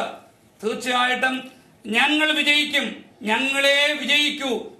കേരളയിലെ ഒരു മിനിറ്റ് വിനു, ഞങ്ങൾ കേരളയിലെ തള്ളിക്കളയാൻ ഞങ്ങൾ പറയുന്നില്ല. ഈ തെരഞ്ഞെടുപ്പുമായി ബന്ധപ്പെട്ട് കേരളയിലെ പ്രവർത്തനം നിർത്തിവെക്കുവാൻ ഞങ്ങൾ തയ്യാറല്ല. കേരളയിൽ പദ്ധതിയെ തള്ളിക്കളഞ്ഞുകൊണ്ട് ഞങ്ങൾ രംഗത്ത് വരുന്നില്ല. ഇന്നും പറയുന്നു കേരളയിൽ നടപ്പിലാക്കും.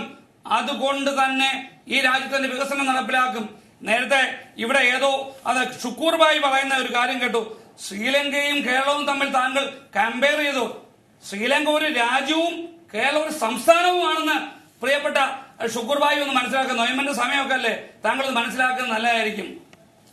ഒറ്റ കാര്യം, അതായത് ഈ ഉമാ തോമസിനെ കുറിച്ച് പറഞ്ഞപ്പോൾ ഒരു കാര്യം ഒന്ന് ഓർപ്പിച്ചോട്ടെ. KV തോമസിനെതിരെ ഇടതുപക്ഷം ഒരു ക്രിസ്റ്റി ഫെർണാണ്ടസിനെ മത്സരിപ്പിച്ചിരുന്നു. അന്ന് ഇവര് UDF-ന്റെ കൂടെ ആയിരുന്നു. ആരായിരുന്നു ക്രിസ്റ്റി ഫെർണാണ്ടസ്? ക്രിസ്റ്റി ഫെർണാണ്ടസിന് എന്ത് രാഷ്ട്രീയ ഇതാണ് ഉണ്ടായിരുന്നത്? ക്രിസ്റ്റി ഫെർണാണ്ടസ് LDF ആയിരുന്നോ? അയാൾ ഏതോ IAS ഉദ്യോഗസ്ഥനായിരുന്നു, ഗുജറാത്തിലെ മോഡിയുടെ സെക്രട്ടറി ആയിരുന്നു, മനസ്സിലായി. അപ്പൊ അതൊന്നും പറഞ്ഞിട്ടൊന്നും ഒരു കാര്യവുമില്ല. അങ്ങനെയാണെങ്കിൽ ഇന്ദിരാഗാന്ധി മരിച്ചപ്പോൾ നിങ്ങൾ രാജീവ് ഗാന്ധി ഇവിടെ രംഗത്തുണ്ട്. ശ്രീ A. ഷുക്കൂർ, ഇവിടെ സ്ഥാനാർത്ഥിത്വത്തെ സംബന്ധിച്ച് അയൂർ ബിജു ഉന്നയിച്ചത് രാഷ്ട്രീയ പാരമ്പര്യമില്ലാത്ത ഒരു സ്ഥാനാർത്ഥിയെ കൊണ്ടുവന്നു, യൂത്ത് കോൺഗ്രസിന്റെ KSUവിന്റെ ഒക്കെ കൊണ്ടുവന്നിരുന്നെങ്കിലും ഇതിനേക്കാൾ നല്ല സ്ഥാനാർത്ഥിയായിരുന്നു എന്നാണ് അദ്ദേഹം അവകാശപ്പെടുന്നത്. എന്താണ് അതിനുള്ള മറുപടി? അല്ല, എനിക്ക് മനസ്സിലാകുന്നില്ല. കേരള കോൺഗ്രസിന്റെ പ്രതിനിധി ഇത്ര തരം താണ നിലവാരത്തിലാണ് ചർച്ചയ്ക്ക് വന്നിരിക്കുന്നത്. വളരെ മോശമാണ്. അമേഠിയിലെ കാര്യം നമുക്ക് 2024 ചർച്ച ചെയ്യാം. നമുക്ക് തൃക്കാക്കരയിലാണ് തെരഞ്ഞെടുപ്പ് നടക്കാൻ പോകുന്നത് സുഹൃത്തെ. തൃക്കാക്കരയിലെ സ്ഥാനാർത്ഥിയെ ആരെ ആക്കണമെന്ന് തീരുമാനിക്കുന്നത് UDF കോൺഗ്രസിന്റെ സ്ഥാനാർത്ഥിയാണ്. കോൺഗ്രസ് തീരുമാനിക്കും. കേരള കോൺഗ്രസിന്റെ താല്പര്യമാണോ നടപ്പിലാക്കാൻ ഞങ്ങൾ പോണേ? നിങ്ങളുടെ താല്പര്യമാണോ? നിങ്ങളുടെ മനസ്സെന്താണെന്ന് കണ്ടിട്ട് അതനുസരിച്ചാ സ്ഥാനാർത്ഥിയെ ഞങ്ങൾ നിർത്തിയിരിക്കുന്നത്. നിങ്ങളുടെ മനസ്സെന്താണ് എന്ന് കണ്ടിട്ട് തന്നെയാണ് ഞങ്ങൾ സ്ഥാനാർത്ഥിയിലേക്ക് പോകുന്നത്. ഒരു സംശയം വേണ്ട. കോൺഗ്രസ് ഹൈക്കമാൻഡ് ഇന്നലെ തെരഞ്ഞെടുപ്പ് പ്രഖ്യാപിച്ചു. ഇന്ന് തന്നെ സ്ഥാനാർത്ഥിയെ പ്രഖ്യാപിക്കും. ഇത് ആരാണ് ഹൈക്കമാൻഡ്? 23 നേതാക്കന്മാർ. ആരാണ് ഹൈക്കമാൻഡ് എന്നത്? അതോ ഒരു കുടുംബത്തിലെ താങ്കൾ അത്ര അക്ഷരവിരോധിയാണോ താങ്കൾ? ആരാണ് ഹൈക്കമാൻഡ്? ആരാണ് നിങ്ങളുടെ ഹൈക്കമാൻഡ്? ആരാണെന്ന് പറയൂ. അല്ല ഷുക്കൂർ, നിങ്ങളുടെ ഹൈക്കമാൻഡ് ആരാണ്? രാഹുലാണോ, പ്രിയങ്കയാണോ, അതോ പിന്നെ സോണിയാണോ? ആരാണെന്ന് പറയൂ. അതോ റയാനാണോ? ഒരു പയ്യനുണ്ട്. അതോ പിന്നെ പ്രിയങ്കയുടെ വധേരയാണോ? രാഷ്ട്രീയം പഠിച്ചിട്ട് വന്ന ചർച്ചയ്ക്ക് എനിക്കറിയാൻ നിങ്ങളുടെ ഹൈക്കമാൻഡ് എന്റെ സുഹൃത്തെ ഇങ്ങനെയല്ല. തൃക്കാക്കര നിയോജക മണ്ഡലത്തിലെ രാഷ്ട്രീയ ചർച്ച വരാൻ പോകുന്നത് ഈ ഗവൺമെന്റിനെതിരായുള്ള വിരുദ്ധ മനോഭാവമാണ് ജനങ്ങളുടേത്. അത് ശക്തമായി വരും. എന്താ ശ്രീലങ്ക പറഞ്ഞപ്പം നിങ്ങൾക്ക് അലോസരപ്പെട്ടത്? ശ്രീലങ്കയിൽ ഉണ്ടായ അനുഭവം നമുക്കുണ്ടാകരുതും. ഇന്ത്യ രാജ്യത്തിനും കേരളത്തിനും ഉണ്ടാകരുത്.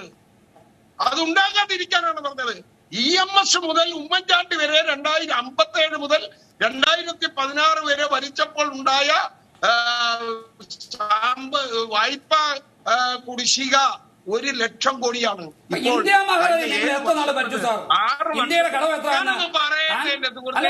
മര്യാദയായ ചർച്ചയ്ക്ക് മാന്യത കാണിക്കൂ.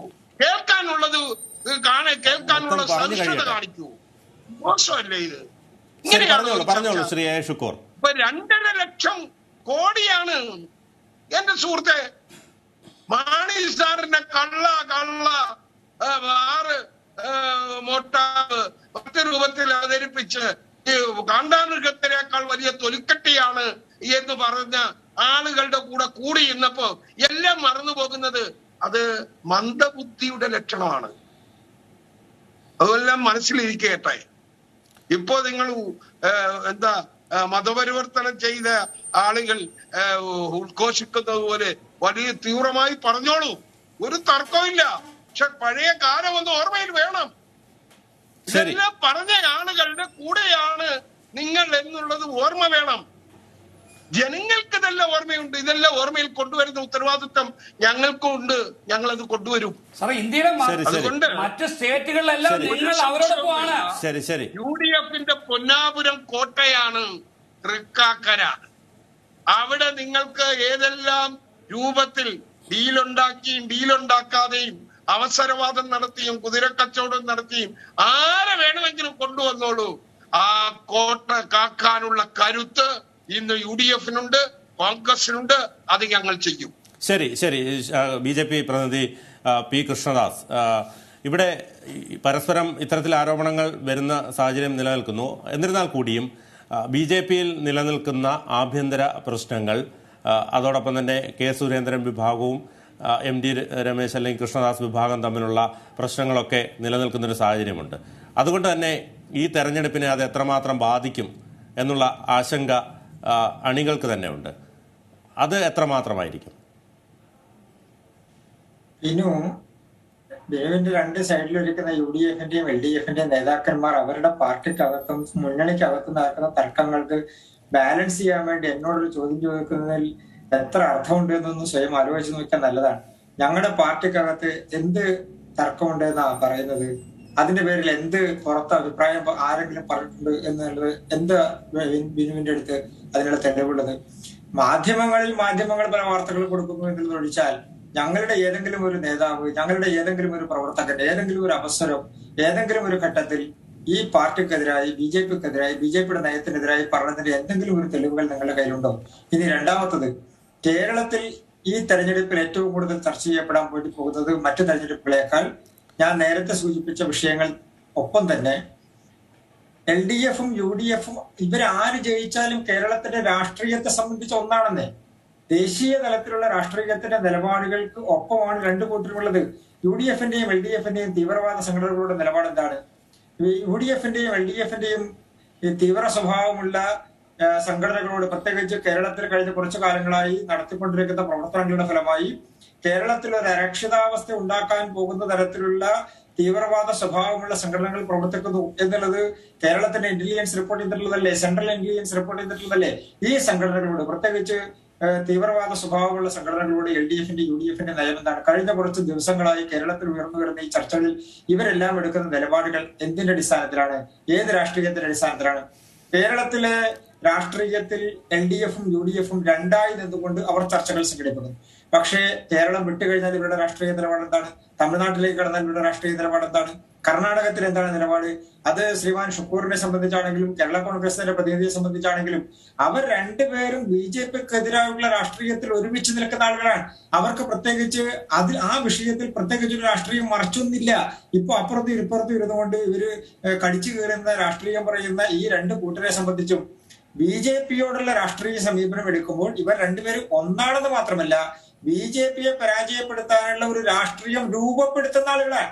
BJP ജയിക്കാനുള്ള സാധ്യതയുള്ള സ്ഥലങ്ങളിൽ BJPക്ക് എതിരായി ഒരുമിച്ച് നിന്നുകൊണ്ട് മുന്നേറുന്ന ആളുകളാണ്. അതിനവർ കൂട്ടുപിടിക്കുന്നത് കേരളത്തിലെ മതതീവ്രവാദ സംഘടനകളെയും കേരളത്തിൽ തീവ്രവാദ സ്വഭാവത്തിൽ പ്രവർത്തിക്കുന്ന സംഘടനകളെയും കൂട്ടുപിടിച്ചുകൊണ്ടാണ് അവർ പ്രവർത്തിക്കുന്നത്. ആ കാര്യത്തിലും ഇവർ ഒരേ മനസ്സും ഒരേ ശരീരവുമുള്ള സംഘടനകളാണ്. ഇവർ എന്തിനാണ് രണ്ടായി നിന്ന് പ്രവർത്തിക്കേണ്ട സാഹചര്യം കേരളത്തിലുള്ളത്? ഒരു സാഹചര്യമില്ല.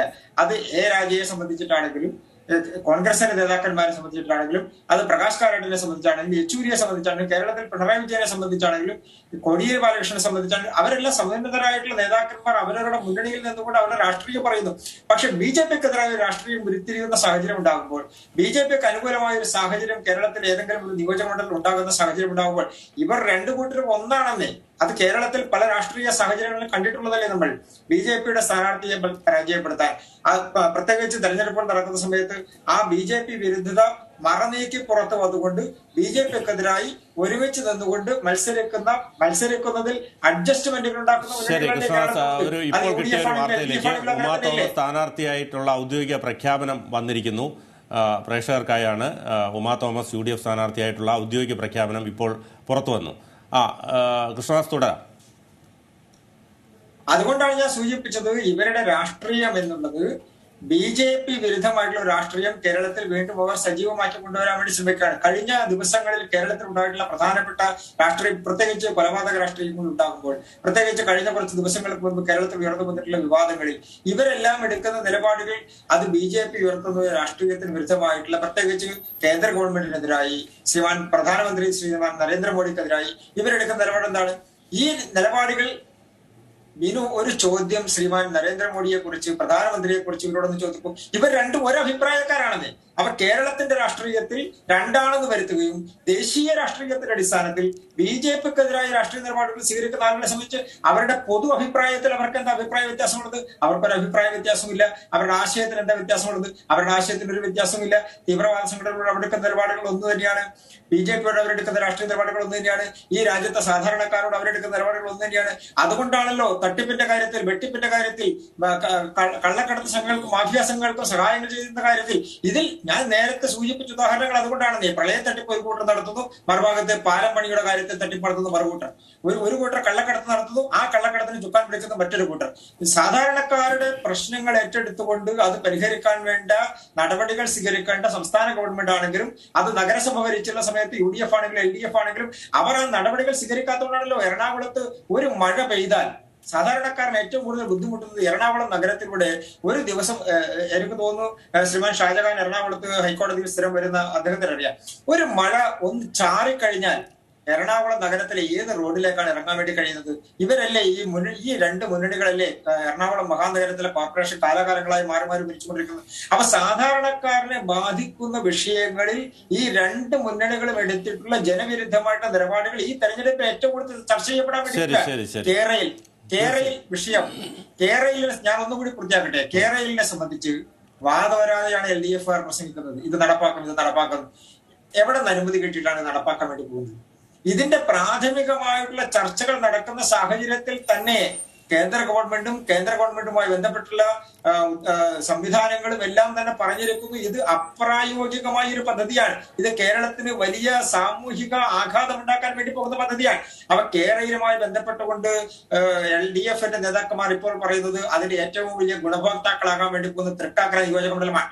തൃക്കാക്കര നിയോജകമണ്ഡലം ഗുണഭോക്താവാൻ വേണ്ടി പോകുന്നു എന്ന് പറയുമ്പോൾ കേരളത്തിന്റെ ബഹുഭൂരിഭാഗം വരുന്ന മേഖലകളിലും ഇതിന്റെ വലിയ കെടുതികൾ അനുഭവിക്കാൻ വേണ്ടി പോയിരുന്നു. ഈ പ്രശ്നം ചർച്ചയാവില്ല എന്നാണ് വിചാരിച്ചത്. ഞാനൊന്ന് സൂചിപ്പിക്കാൻ ആഗ്രഹിക്കുന്നത് ശ്രീ ബിനു, ഈ തെരഞ്ഞെടുപ്പ് കേരളിനെ സംബന്ധിക്കുന്ന LDFന്റെ രാഷ്ട്രീയത്തിന്റെ ഒരു അളവുകോലായി മാറാൻ വേണ്ടി പോവുകയാണ്. കേരളത്തിൽ നടപ്പാക്കണോ നടപ്പാക്കണ്ടയോ എന്ന് തീരുമാനിക്കാനുള്ള അളവുകോലായി ഈ ഉപതെരഞ്ഞെടുപ്പ് മാറാൻ വേണ്ടി പോകുന്നു എന്നുള്ളതാണ് കേരളത്തിൽ കാണാൻ വേണ്ടി പോകുന്നത്. ശരി. ശ്രീ KM ഷാജഹാൻ, ഇപ്പോൾ ഉമാ തോമസ് സ്ഥാനാർത്ഥിയായി ഔദ്യോഗിക പ്രഖ്യാപനം വന്നിരിക്കുന്നു. അതുകൂടാതെ തന്നെ ഈ സാമുദായിക ഘടകങ്ങൾ കൂടി പരിഗണിച്ച് സ്ഥാനാർത്ഥിയെ നിശ്ചയിച്ചില്ലെങ്കിൽ തിരിച്ചടി ഉണ്ടാകുമെന്നാണ് ഡൊമിനിക് പ്രസന്റേഷൻ വ്യക്തമാക്കുന്നത്. അതോടൊപ്പം തന്നെ ദീപ്തി മേരി വർഗീസ് ഉണ്ട്, തോമസ് മാഷുണ്ട്. അതുകൊണ്ട് തന്നെ ഈ ഞാൻ നേരത്തെ സൂചിപ്പിച്ചതുപോലെ തന്നെ നിരവധി പ്രതികൂല ഘടകങ്ങൾ നിലനിൽക്കുന്നുണ്ട്. PT എപ്പോഴും കുടുംബാധിപത്യത്തിനെതിരായിരുന്നു. കരുണാകരൻ്റെ കാലത്ത് പോലും അദ്ദേഹം മക്കൾ രാഷ്ട്രീയത്തിനൊക്കെ എതിര് നിൽക്കുന്ന ഒരു വ്യക്തി കൂടിയായിരുന്നു. ഈ സാഹചര്യമെല്ലാം കണക്കിലെടുക്കുമ്പോൾ അത്ര എളുപ്പമാകുമോ ഉമാ തോമസിന്റെ വിജയം? അല്ല, വിനോദിനകത്ത് ഈ കോൺഗ്രസിനകത്ത് കാര്യമായ അന്തഛിദ്രമുണ്ട് എന്നുള്ള കാര്യത്തിലൊന്നും ആർക്കും തർക്കമൊന്നുമില്ല. അതെല്ലാവരും അംഗീകരിച്ചിട്ടില്ല. അത് ഏറ്റവും കൂടുതൽ അറിയാവുന്നത് കോൺഗ്രസ്സുകാർക്ക് തന്നെയാണ്. കഴിഞ്ഞ ഒരു വർഷക്കാലത്ത് അവരുടെ പ്രവർത്തനം എടുത്ത് നോക്കിക്കഴിഞ്ഞാലും അതൊക്കെ വളരെ കൃത്യമായി നമുക്ക് പ്രതിഫലിക്കുന്നതായിട്ട് കാണാം. ഇത്തവണയും ചില പ്രശ്നങ്ങൾ ഈ തെരഞ്ഞെടുപ്പ് സ്ഥാനാർത്ഥി നിർണ്ണയവുമായി ബന്ധപ്പെട്ടിട്ടുണ്ടായിട്ടുണ്ട് എന്നുള്ളത് ഒരു വസ്തുത തന്നെയാണ്. പക്ഷേ സാധാരണഗതിയിൽ ഒരു തെരഞ്ഞെടുപ്പ് പ്രഖ്യാപിക്കുമ്പോൾ കോൺഗ്രസിനകത്തുണ്ടായിരുന്ന പൊട്ടിത്തെറിയുമായി ബന്ധപ്പെട്ട് നോക്കിയാൽ ഇത് ചെറിയ ചില മുരടനക്കങ്ങൾ മാത്രമാണ് എന്നുള്ളത് തലയ്ക്ക് വെളിയുള്ള എല്ലാവർക്കും മനസ്സിലാവുന്ന എനിക്ക് തോന്നുന്നു. അതുകൊണ്ടാണ് ഞാൻ പറഞ്ഞത് 2011 വൻ ഭൂരിപക്ഷത്തിന് ജയിച്ച കേരളത്തിലെ കോൺഗ്രസിലെ A ഗ്രൂപ്പിന്റെ ഏറ്റവും സമുന്നതനായിട്ടുള്ള നേതാവായിട്ടുള്ള ബെന്നി ബെഹനാൻ 2016 തെരഞ്ഞെടുപ്പിൽ അവിടെ മത്സരിക്കും എന്നുള്ളത് എല്ലാവർക്കും അറിയാവുന്ന കാര്യമായിരുന്നു. കാരണം വലിയ ഭൂരിപക്ഷമായിരുന്നു അദ്ദേഹത്തിന് വലിയ പിന്തുണയും ആ മണ്ഡലത്തിലുണ്ടായിരുന്നു. പക്ഷേ അന്ന് സുധീരനൊക്കെ നടത്തിയ ചില നടപടിക്രമങ്ങളുടെ ഭാഗമായി തെരഞ്ഞെടുപ്പിന് തൊട്ടു മുമ്പ് ബെന്നി ബെഹനാന് ആ സ്ഥാനാർത്ഥിത്വം നഷ്ടപ്പെട്ടു. വലിയ പൊട്ടിത്തെറിയാണെന്ന് ആ തെരഞ്ഞെടുപ്പിന് തൊട്ടു മുമ്പ് അന്ന് അവിടെ ഉണ്ടായി. വലിയ പൊട്ടിത്തെറി ഉണ്ടായി. ബെന്നി ബെഹനാനൊന്നും പറഞ്ഞില്ല, അത്തരക്കുള്ള പാർട്ടി പ്രവർത്തനമായിരുന്നു, എങ്കിൽ പോലും വലിയ പൊട്ടിത്തെറി ഉണ്ടായി. പക്ഷെ അത്തരം വലിയ പൊട്ടിത്തെറികൾ തെരഞ്ഞെടുപ്പിന് ഒരു 10-15 ദിവസം മുമ്പ് ഉണ്ടായിട്ട് പോലും അവിടെ PT തോമസിനെ അവിടെ മത്സരിപ്പിച്ചപ്പോൾ ഞാൻ പോലും PT തോമസ് അവിടെ ജയിക്കുമെന്ന് വിശ്വസിച്ചിരുന്നില്ല കേട്ടോ, ഉള്ള കാര്യം ഞാൻ തുറന്നു പറയാം. പക്ഷെ എന്നിട്ട് പോലും സാമാന്യം നല്ല ഭൂരിപക്ഷത്തിന് PT തോമസ് അവിടെ നിന്ന് മത്സരിച്ച് ജയിച്ചു. അതിനുശേഷം ഞാൻ പറഞ്ഞു, കിറ്റും പെൻഷനും ഒക്കെ കൊടുക്കുകയൊക്കെ ചെയ്ത് വലിയ മുൻതൂക്കം 2021 UDFന് അവിടെ ഉണ്ടായിരുന്നിട്ടും അവിടുന്ന് PT തോമസ് സാമാന്യം നല്ല ഭൂരിപക്ഷത്തിനാണ് ജയിച്ചു. ഇത്തവണ എന്താ സംഭവിച്ചിട്ടുള്ളത്? ഇത്തവണ ഇപ്പം ഡൊമിനിക് പ്രസന്റേഷൻ എന്ന് പറഞ്ഞ നേതാവിന് എന്ത് സ്വാധീനമാണ് എറണാകുളം ജില്ലയിലെ കോൺഗ്രസിൽ ഉള്ളത് എന്ന് ചോദിച്ചാൽ, എല്ലാം കൂടെ കയറി വരുമ്പോൾ ഞാൻ പറഞ്ഞില്ലേ, ഈ UDFന് എപ്പോഴും അനുകൂലം എറണാകുളം ആണെങ്കിൽ പോലും നമുക്കറിയാം, പണ്ട് സാനുമാഷൊക്കെ നിന്നിട്ടുള്ള സമയമൊക്കെ അറിയാമല്ലോ. അതുകൊണ്ട് തന്നെ ഈ എപ്പോഴും കാലുവാരൽ നടക്കുന്ന, ഇപ്പം ഞാൻ സൂചിപ്പിച്ച പോലെ ഡൊമിനിക് പ്രസന്റേഷൻ മാത്രമല്ല, KV തോമസ് ഉണ്ട്, ഇപ്പൊ മാണി ഗ്രൂപ്പ് മാറിയിട്ടുണ്ട്, എല്ലാം കൂടെ കൂടി ചേരുമ്പോൾ അദ്ദേഹം പറഞ്ഞു ഈ വിനു ഈ ഇയാളെ കുറിച്ച് KV തോമസിനെ കുറിച്ച് ഇപ്പൊ പറയുന്നൊരു വലിയ കാര്യമുണ്ടെന്ന് എനിക്ക് തോന്നുന്നില്ല. ഒന്നാമത്തെ കാര്യം. രണ്ടാമത്തെ കാര്യം, ഡൊമിനിക് പ്രസന്റേഷൻ തൃക്കാക്കര മണ്ഡലക്കാരനല്ല, അദ്ദേഹം പള്ളുരുത്തിയായിട്ട് ബന്ധപ്പെട്ടുള്ള ആളാണ്.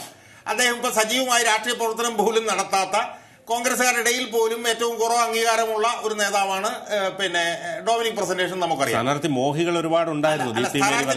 അതൊക്കെ ഉണ്ട്, ഇല്ലെന്നൊന്നും ഞാൻ പറയുന്നില്ല. ഇപ്പൊ ദീപ്തി മേരി വർഗീസ് അല്ലേ, ദീപ്തി മേരി വർഗീസ് കോൺഗ്രസ് സ്ഥാനത്ത് ആരാണെന്നുള്ളത് നമുക്ക് എല്ലാവർക്കും അറിയാം. അപ്പൊ ഞാൻ പറഞ്ഞു വരുന്നത്, കോൺഗ്രസിനകത്ത് അന്തഛിദ്രം ഇല്ല എന്നല്ല, കോൺഗ്രസിനകത്ത് അന്തഛിദ്രമുണ്ട്. കോൺഗ്രസിനകത്തുള്ള അന്തഛിദ്രം ഇപ്പോഴും ഉണ്ട്. പക്ഷെ ഇത്തവണ കോൺഗ്രസിനകത്ത് വിചാരിച്ചതുപോലെ ഒരു പൊട്ടിത്തെറി ഇപ്പൊ കോൺഗ്രസിനകത്ത് തന്നെ നമുക്കറിയാം, ഓരോ തെരഞ്ഞെടുപ്പ് വരുമ്പോഴും 6, 7, 8, 10 പേരുകളാണ് അങ്ങോട്ട് അയച്ചു കൊടുക്കുന്നത്. അയച്ചു കൊടുത്തു കഴിഞ്ഞാൽ അതിനകത്തുള്ള 10-ൽ ഒരു 5 പേര് അങ്ങോട്ട് ഡൽഹിയിലേക്ക് പോകും, അവരവിടെ ചുറ്റിത്തിരിയും. അവസാനം അതിൽ കിട്ടണമെന്ന് വിചാരിക്കുന്നവർ കിട്ടില്ല, കിട്ടുകയെല്ലാം വിചാരിക്കുന്നവർ ഏറ്റവും അടുത്ത രാജ്യസഭ MP നമ്മൾ കണ്ടതാണ്. എന്നാൽ അതിൽ നിന്നെല്ലാം വ്യത്യസ്തമായി കോൺഗ്രസ് ഒരൊറ്റ പേരാണ് അങ്ങോട്ട് അയച്ചു കൊടുത്തിട്ടുള്ളത്. ആകെപ്പാടെ പുറത്തെന്തെങ്കിലും ഒന്ന് പറഞ്ഞിട്ടുണ്ടെങ്കിൽ അത് ഡൊമിനിക് പ്രസന്റേഷൻ മാത്രമാണ്. ആ ഡൊമിനിക് പ്രസന്റേഷന് കോൺഗ്രസിനകത്ത് എന്ത് സ്ഥാനമാണുള്ളത്, എന്ത് വിശ്വാസ്യതയും എന്ത് അംഗീകാരമാണുള്ളത് എന്ന് എല്ലാവർക്കും അറിയാം. അതുകൊണ്ട് ഈ വലിയ പൊട്ടിത്തെറി ഉണ്ടാവും, കാലുവാരും അല്ലെങ്കിൽ മാണി ഗ്രൂപ്പ് ഇപ്പുറത്തേക്ക് വന്നുകൊണ്ട് അതിന്റെ നേട്ടം ഉണ്ടാവും എന്നൊക്കെ ഉള്ളതൊക്കെ മലർപ്പൊടിക്കാരന്റെ സ്വപ്നം കാണുന്നവർ കണ്ടുകൊള്ളട്ടെ, അതിൽ തെറ്റൊന്നുമില്ല. അതവർക്ക് കാണണമല്ലോ. കാരണം അവർക്ക് അതിനകത്ത് എന്തെങ്കിലും ഒരു അഭിപ്രായം പറയണമല്ലോ ഈ തെരഞ്ഞെടുപ്പിൽ മത്സരിക്കുമ്പോൾ. പക്ഷെ അവരെന്തൊക്കെ അഭിപ്രായം പറഞ്ഞാൽ പോലും ഞാൻ നേരത്തെ പറഞ്ഞതുപോലെ ഇന്ന് ഈ നിമിഷം വരെ UDF അല്ലാതെ ഒരു മുന്നണി തൃക്കാക്കരയിൽ നിന്നും മത്സരിച്ച് ജയിച്ചു കയറിയിട്ടില്ല. അടുത്ത താങ്കൾക്കാണ് അവസരം. നിങ്ങൾ അല്ല, ഞാൻ ചോദിക്കുന്നത് നിങ്ങൾ പറഞ്ഞുകൊണ്ട് നിങ്ങൾ ഒരു പക്ഷേ ചാനൽ ചർച്ചയിലൊക്കെ പുതിയതായതുകൊണ്ടായിരിക്കും നിങ്ങൾ ഞാൻ പറയുന്നത് തീരുന്നതും വരെ മിണ്ടാതിരിക്കാനുള്ള ഒരു സഹിഷ്ണുത അത് നിങ്ങളൊന്ന് കാണിക്കേ. പറഞ്ഞു കഴിയട്ടെ, അദ്ദേഹം പറഞ്ഞു പിന്നെ ഞാൻ അങ്ങ് അവസാനിപ്പിക്കാൻ ശ്രീ ഷാജഹാൻ തുടർന്നു, അദ്ദേഹം അങ്ങ് പറഞ്ഞുകൊള്ളട്ടെ. അപ്പൊ അതുകൊണ്ട് ഞാൻ പറഞ്ഞു വരുന്നത്, ഈ മണ്ഡലത്തിൽ എതിരായിട്ടുള്ള രാഷ്ട്രീയ സാഹചര്യം ഉള്ളപ്പോൾ പോലും അവിടെ UDF മാത്രമേ ജയിച്ചിട്ടുള്ളൂ. അവിടെ സാമാന്യം തെറ്റില്ലാത്തൊരു സ്ഥാനാർത്ഥിയെ ഒരു തർക്കവിതർക്കങ്ങളും പുറമെ കാണാതെ ഒറ്റ പേരയച്ചു കൊടുത്ത് അംഗീകരിച്ചിട്ടുണ്ട്. ഈ ഗവൺമെന്റിനെതിരെ വലിയ ജനരോഷം ജനങ്ങളുടെ ഇടയിൽ നിൽപ്പുണ്ട്. ആ സാഹചര്യങ്ങളെല്ലാം കൂടെ കാണുമ്പോൾ സാമാന്യം തെറ്റില്ലാത്ത ഭൂരിപക്ഷത്തിന് അവരവിടെ വിജയിക്കും എന്നാണ് എനിക്ക് തോന്നുന്നത്. എനിക്കൊരു കാര്യം കൂടെ വിനുവിന്റെ അടുത്ത് പറയാനുണ്ട്. ഈ മാന്യദേഹം ഇനി ചർച്ചയിൽ വരുന്ന ചർച്ചയിൽ ദയവ് ചെയ്ത് എന്നെ വിളിക്കരുത്. ശ്രീ ആയൂർ ബിജു, അതായത് ഈ പറഞ്ഞതുപോലെ കോൺഗ്രസ് രാഷ്ട്രീയത്തിലെപ്പോഴും സ്ഥാനാർത്ഥിത്വത്തിൽ പരസ്യമായ വിഴുപ്പലക്കലുകളൊക്കെ നടക്കാറുള്ളതാണ്. നമുക്കറിയാം, തലമുണ്ടനം ചെയ്യുക, അല്ലെങ്കിൽ മറ്റു പാർട്ടികളിലേക്ക് പോവുക, ഇങ്ങനെയൊക്കെ ഒരുപാട് പ്രതിഷേധങ്ങൾ നമ്മൾ കാണാറുണ്ട്. ഈ അടുത്ത് വന്ന രാജ്യസഭ MP സ്ഥാനത്ത് പോലും വലിയ തർക്കങ്ങൾ ഉണ്ടായിട്ടുണ്ട്. എന്നാൽ ഇത് വളരെ കൂടുതലായി വളരെ ചെറിയ തർക്കങ്ങൾ ഉണ്ടായിട്ടുണ്ട് എന്നതൊഴിച്ചാൽ, സ്ഥാനാർത്ഥി മോഹികളുണ്ട് എന്നതൊഴിച്ചാൽ വളരെ പെട്ടെന്ന് തന്നെ അത് ഒരുപക്ഷെ ഈ അടുത്ത കാലത്ത് സംഭവിച്ച ഏറ്റവും വലിയൊരു ഘടകം എന്ന് തന്നെ പറയേണ്ടി വരും. കോൺഗ്രസ് UDF സ്ഥാനാർത്ഥിയെ പ്രഖ്യാപിച്ച ഒരു സാഹചര്യം നിലനിൽക്കുന്നുണ്ട്. അതുകൂടാതെ തന്നെ ഈ പല ഘടകങ്ങൾ ഒത്തുവരുന്നു. വലിയ LDF തരംഗത്തിനിടയിലും തൃക്കാക്കര UDF-നൊപ്പം നിന്ന മണ്ഡലം, അതുകൂടാതെ സ്ത്രീ വോട്ടർമാർ, സഹതാപ തരംഗം, ഇതെല്ലാം നിലനിൽക്കുന്നതാണ്. പിന്നെ എങ്ങനെ നിങ്ങൾക്ക് സെഞ്ചുറി എന്ന ഒരു കണക്ക് ഇത്ര കൃത്യമായി പറയാൻ കഴിയുന്നു? അല്ല, ഞാൻ അതിനു മുന്നേ താങ്കൾ ചോദിച്ചു വരുന്നതിന് മുന്നേ KM ഷാജഹാൻ എന്ന് പറയുന്ന വ്യക്തി ഇനി സീന്യൂസിനകത്ത് ചർച്ചയ്ക്ക് വന്നില്ലെന്ന് പറഞ്ഞ് ഇവരുടെ ചാനൽ എന്റെ വ്യക്തിപരമായി താങ്കൾക്ക് അസഹിഷ്ണുത ഉണ്ടെങ്കിൽ അത് പറഞ്ഞാൽ മതി. താങ്കൾ പറയുന്ന മണ്ടത്തരങ്ങൾ കേട്ടുകൊണ്ടിരിക്കാൻ എനിക്ക് സാധ്യമാകില്ല. താങ്കൾ എന്നാണ് സാർ ഈ ഇടതുപക്ഷത്തിന്റെ സംസാരിക്കാൻ തുടങ്ങിയത്? താങ്കൾ എത്ര നാളായി സംസാരിക്കാൻ തുടങ്ങിയിട്ട്? താങ്കൾ പറഞ്ഞ പഴയ ക്ലിപ്പിംഗ് ഞാൻ കേൾപ്പിച്ചത് നിങ്ങൾ ഇടതുപക്ഷത്തെ വാനോളം വാഴ്ത്തിയിട്ടുള്ളത്. ശ്രീ ആയൂർ ബിജു, ഞാൻ പറഞ്ഞ വിഷയത്തിലേക്ക് വരിക. ഞങ്ങളെ സംബന്ധിച്ച് ഇടതുപക്ഷ ജനാധിപത്യ മുന്നണിയെ സംബന്ധിച്ച് ഞങ്ങൾക്ക് ഇവിടെ സ്ത്രീ വോട്ടർമാർ അവരോടൊപ്പം മാത്രമല്ല ഞങ്ങളോടൊപ്പം ഉണ്ട്. അവിടെ ഒരു സ്ത്രീ സ്ഥാനാർത്ഥിയായെന്ന് വെച്ച് ഞങ്ങൾ രാഷ്ട്രീയപരമായിട്ട് അങ്ങ് അസ്തമിച്ചു പോകത്തൊന്നുമില്ല. ഞങ്ങൾക്ക് അവിടെ മത്സരിക്കുവാനുള്ള തന്റെ ഇടമുണ്ട്. ഇന്ന് ഞാൻ നേരത്തെ സൂചിപ്പിച്ചല്ലോ, കേരയിൽ പദ്ധതിയെ തള്ളി പറയുന്നില്ല. ഈ രാജ്യത്തിന്റെ വികസനത്തിന് നാന്ദി കുറിക്കുന്ന ആ പദ്ധതിയുമായി ഞങ്ങൾ മുന്നോട്ട് പോകും എന്നാണ് ഞങ്ങൾ പറയുന്നത്. ഈ കേരളിന്റെ ഒരു സ്റ്റേഷൻ തന്നെ എനിക്ക് തോന്നുന്നു ഈ മണ്ഡലത്തിലുണ്ട്. അതെല്ലാം ഉൾക്കൊണ്ടുകൊണ്ടാണ് ഞങ്ങൾ സംസാരിക്കുന്നത്. BJP പ്രതിനിധി പറയുകയുണ്ടായി, ഈ കേരളയിലാണ് വലിയ സംഭവമായിട്ട് ഞങ്ങൾക്ക് എതിരായി വരുമെന്ന്. സാർ, ഞങ്ങൾ ഇന്നും പറയുന്നു, ഇടതുപക്ഷ ജനാധിപത്യ മുന്നണി പ്രകടന പത്രികയിൽ പ്രഖ്യാപിച്ചതാണ്, അതുമായിട്ട് മുന്നോട്ട് പോകും. ഞങ്ങളെ സംബന്ധിച്ച് ഞങ്ങൾക്ക് യാതൊരു ആശങ്കയുമില്ല. ഇനി ഞാൻ നേരത്തെ സൂചിപ്പിച്ചതുപോലെ കോൺഗ്രസിലെ പൊട്ടിത്തെറിക്ക് സമയമാകുന്നതേ ഉള്ളൂ. ഇന്ന് പ്രഖ്യാപിച്ചതേ ഉള്ളൂ. ഈ വരുന്ന 24 മണിക്കൂർ. ശ്രീ ആയൂർ ബിജു, കോൺഗ്രസിനെ സംബന്ധിച്ചിടത്തോളം ഈ പൊട്ടിത്തെറികൾ നമ്മൾ എപ്പോഴും കാണാറുള്ളതാണ്. കാരണം ഈ സ്ഥാനാർത്ഥി പ്രഖ്യാപനവുമായി ബന്ധപ്പെട്ട് ആ അടുത്ത ദിവസങ്ങളിൽ 2-3 ദിവസം പൊട്ടിത്തെറിയും മറ്റും സംഭവിച്ചാലും പിന്നീട് ഈ ഇലക്ഷൻ അടുക്കുമ്പോൾ നമ്മൾ കാണാറുണ്ട് പിന്നെ ഒരുമിച്ച് പോവുകയും. എവിടെയാണ് സാർ, എവിടെയാണ് വിനു? അല്ല, കഴിഞ്ഞ നിയമസഭാ തെരഞ്ഞെടുപ്പിൽ നമ്മൾ കണ്ടതല്ലേ, മണ്ഡലത്തിലാണ് കോൺഗ്രസ് പൊട്ടിത്തെറിക്ക് ശേഷം ഒരുമിച്ച് പോയിട്ടുള്ളത്? അല്ല, കോൺഗ്രസിന്റെ നിശബ്ദ വോട്ടുകൾ എപ്പോഴും കോൺഗ്രസിന് തന്നെ വരാറുണ്ട്. അല്ല, നമ്മൾ പൊതുവെ കാണാറുള്ളതാണ്, കാണാറുണ്ട്, പൊതുവെ കാണാറുണ്ട്. അല്ല, അത് പറഞ്ഞ താങ്കൾ എത്ര നാളായി? ബഹുമാനനായ ഷാജഹാൻ എത്ര നാളായി? അല്ലല്ല, ഷാജഹാനെ ഞാൻ വെല്ലുവിളിക്കുന്നു. താങ്കൾ എത്ര നാളായി ഈ അല്ല എന്റെ വസ്തു ഇങ്ങനെ നിൽക്കത്തോളൂ. ഷാജഹാൻ എത്ര നാളായി ഇടതുപക്ഷത്തിന് സംസാരിക്കാൻ തുടങ്ങിയിട്ട്? ഷാജഹാൻ ഓർമ്മയുണ്ടോ? ഞങ്ങൾ ഷാജഹാന്റെ ശബ്ദം കേട്ടുള്ളതാണ്. അല്ല, നമുക്ക് വിഷയത്തിലേക്ക് തന്നെ വരാം. ഞങ്ങൾ പൊട്ടിത്തെറിച്ചൊന്നുള്ളതല്ല ഞാൻ ചോദിക്കുന്നത്. താങ്കൾ രാഷ്ട്രീയ നിരീക്ഷകന്റെ മൂടപുറം അണിഞ്ഞ് ഇവിടെ ഇരിക്കുമ്പോൾ താങ്കൾ എന്നാണ് താങ്കൾ ആഗ്രഹിച്ചത് കിട്ടാത്തത് കൊണ്ട് താങ്കൾ ഇഷ്ടപ്പെട്ടത് നമുക്കിപ്പോ വ്യക്തിപരമായതിൽ ഇതിൽ നിന്ന് മാറാം. വ്യക്തിപരമായതിൽ നിന്ന് അല്ലല്ല, അദ്ദേഹം പറഞ്ഞല്ലോ ഞാൻ വരും ചർച്ചയിൽ അദ്ദേഹത്തിന് വരാക്കത്തിൽ നിന്ന്. എന്തുകൊണ്ട്? തനിക്ക് തന്റെ ഇടമില്ലാത്തതുകൊണ്ട്. എന്റെ ചോദ്യങ്ങൾക്ക് മറുപടി പറയാൻ പറഞ്ഞോളൂ. താങ്കൾ പറഞ്ഞോളൂ. ഞാൻ പറഞ്ഞല്ലോ താങ്കൾ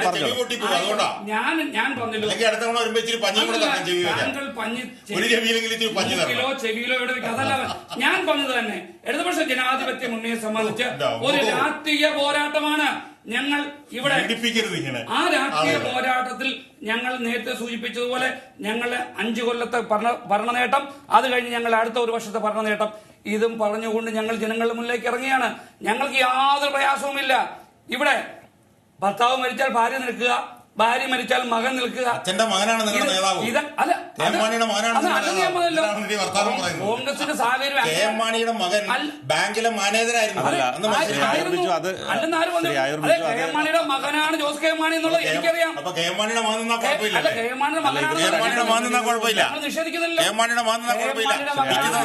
മാത്രമേ കുഴപ്പമുള്ളൂ അല്ലേ? ആയൂർ ബിജു, ഇത് 2 മുന്നണികളിലും ഉണ്ടല്ലോ, നമ്മൾ കാണുന്നതല്ലേ. ശരി.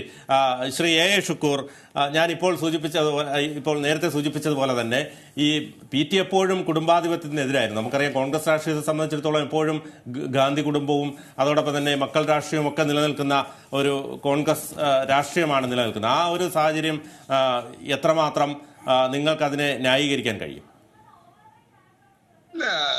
PT തോമസിന് നിലപാടുകൾ ഉണ്ടായിരുന്നു. PT തോമസിന് പരിസ്ഥിതിയോടുള്ള ആത്മാർത്ഥമായ കൂറും അതിനനുസരിച്ചുള്ള പ്രവർത്തനങ്ങൾ ഉണ്ടായിരുന്നു. PT തോമസിന് സാമൂഹിക പ്രവർത്തന രംഗത്ത് മാതൃകാപരമായ പ്രവർത്തനങ്ങൾ നടത്താൻ കഴിഞ്ഞിരുന്നു.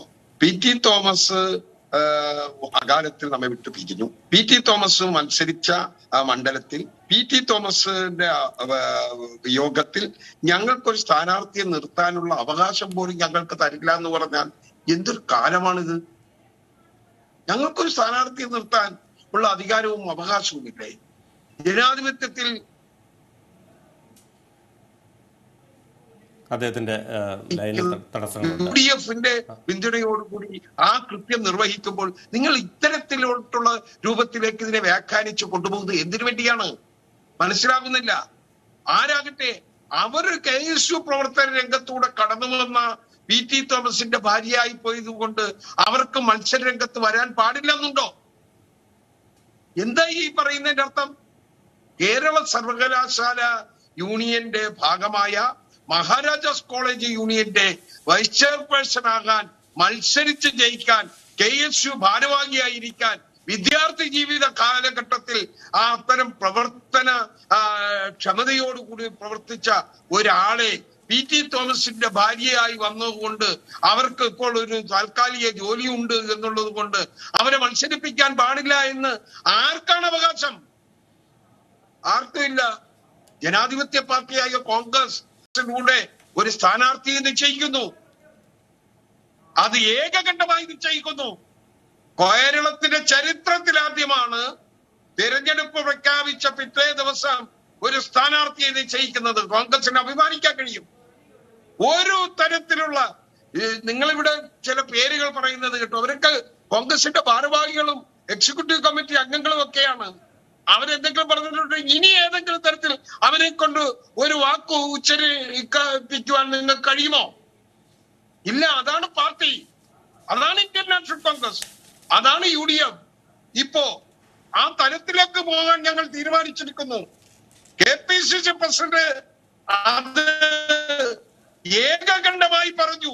ഒറ്റ പേരാണ് കോൺഗ്രസ് ഹൈക്കമാൻഡിന്റെ മുന്നിലേക്ക് പോകുന്നത്. അത് ഇന്ന് തന്നെ പ്രഖ്യാപിക്കുമെന്ന് ഞങ്ങൾ പ്രതീക്ഷിക്കുന്നു. പ്രഖ്യാപനം വന്നു കഴിഞ്ഞു.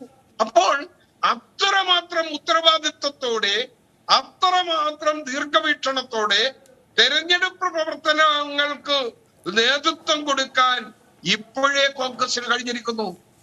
പിണറായി വിജയൻ ഫോൺ വിളിച്ച് ഫോണിലൂടെ ഒരു പേര് പറയുമായിരിക്കും. അത് ജനാധിപത്യ പ്രോസസ്സാണെന്ന് എന്റെ സുഹൃത്ത് കേരള കോൺഗ്രസിന്റെ നേതാവ് പറയുമായിരിക്കും. കാരണം അത് കമ്മ്യൂണിസ്റ്റ് മാർക്സിസ്റ്റ് പാർട്ടിയാണേ. എതിർവായിക്ക് മറ്റൊരു മറുപടി ഇല്ലല്ലോ, ചോദ്യത്തിന് ഉത്തരം ഇല്ലല്ലോ, ചോദ്യം ഇല്ലല്ലോ, ഉത്തരം എന്താണെന്നുള്ള അടിച്ചേൽപ്പിക്കുകയല്ലേ. അങ്ങ് സ്വീകരിച്ചോളൂ. അതൊക്കെ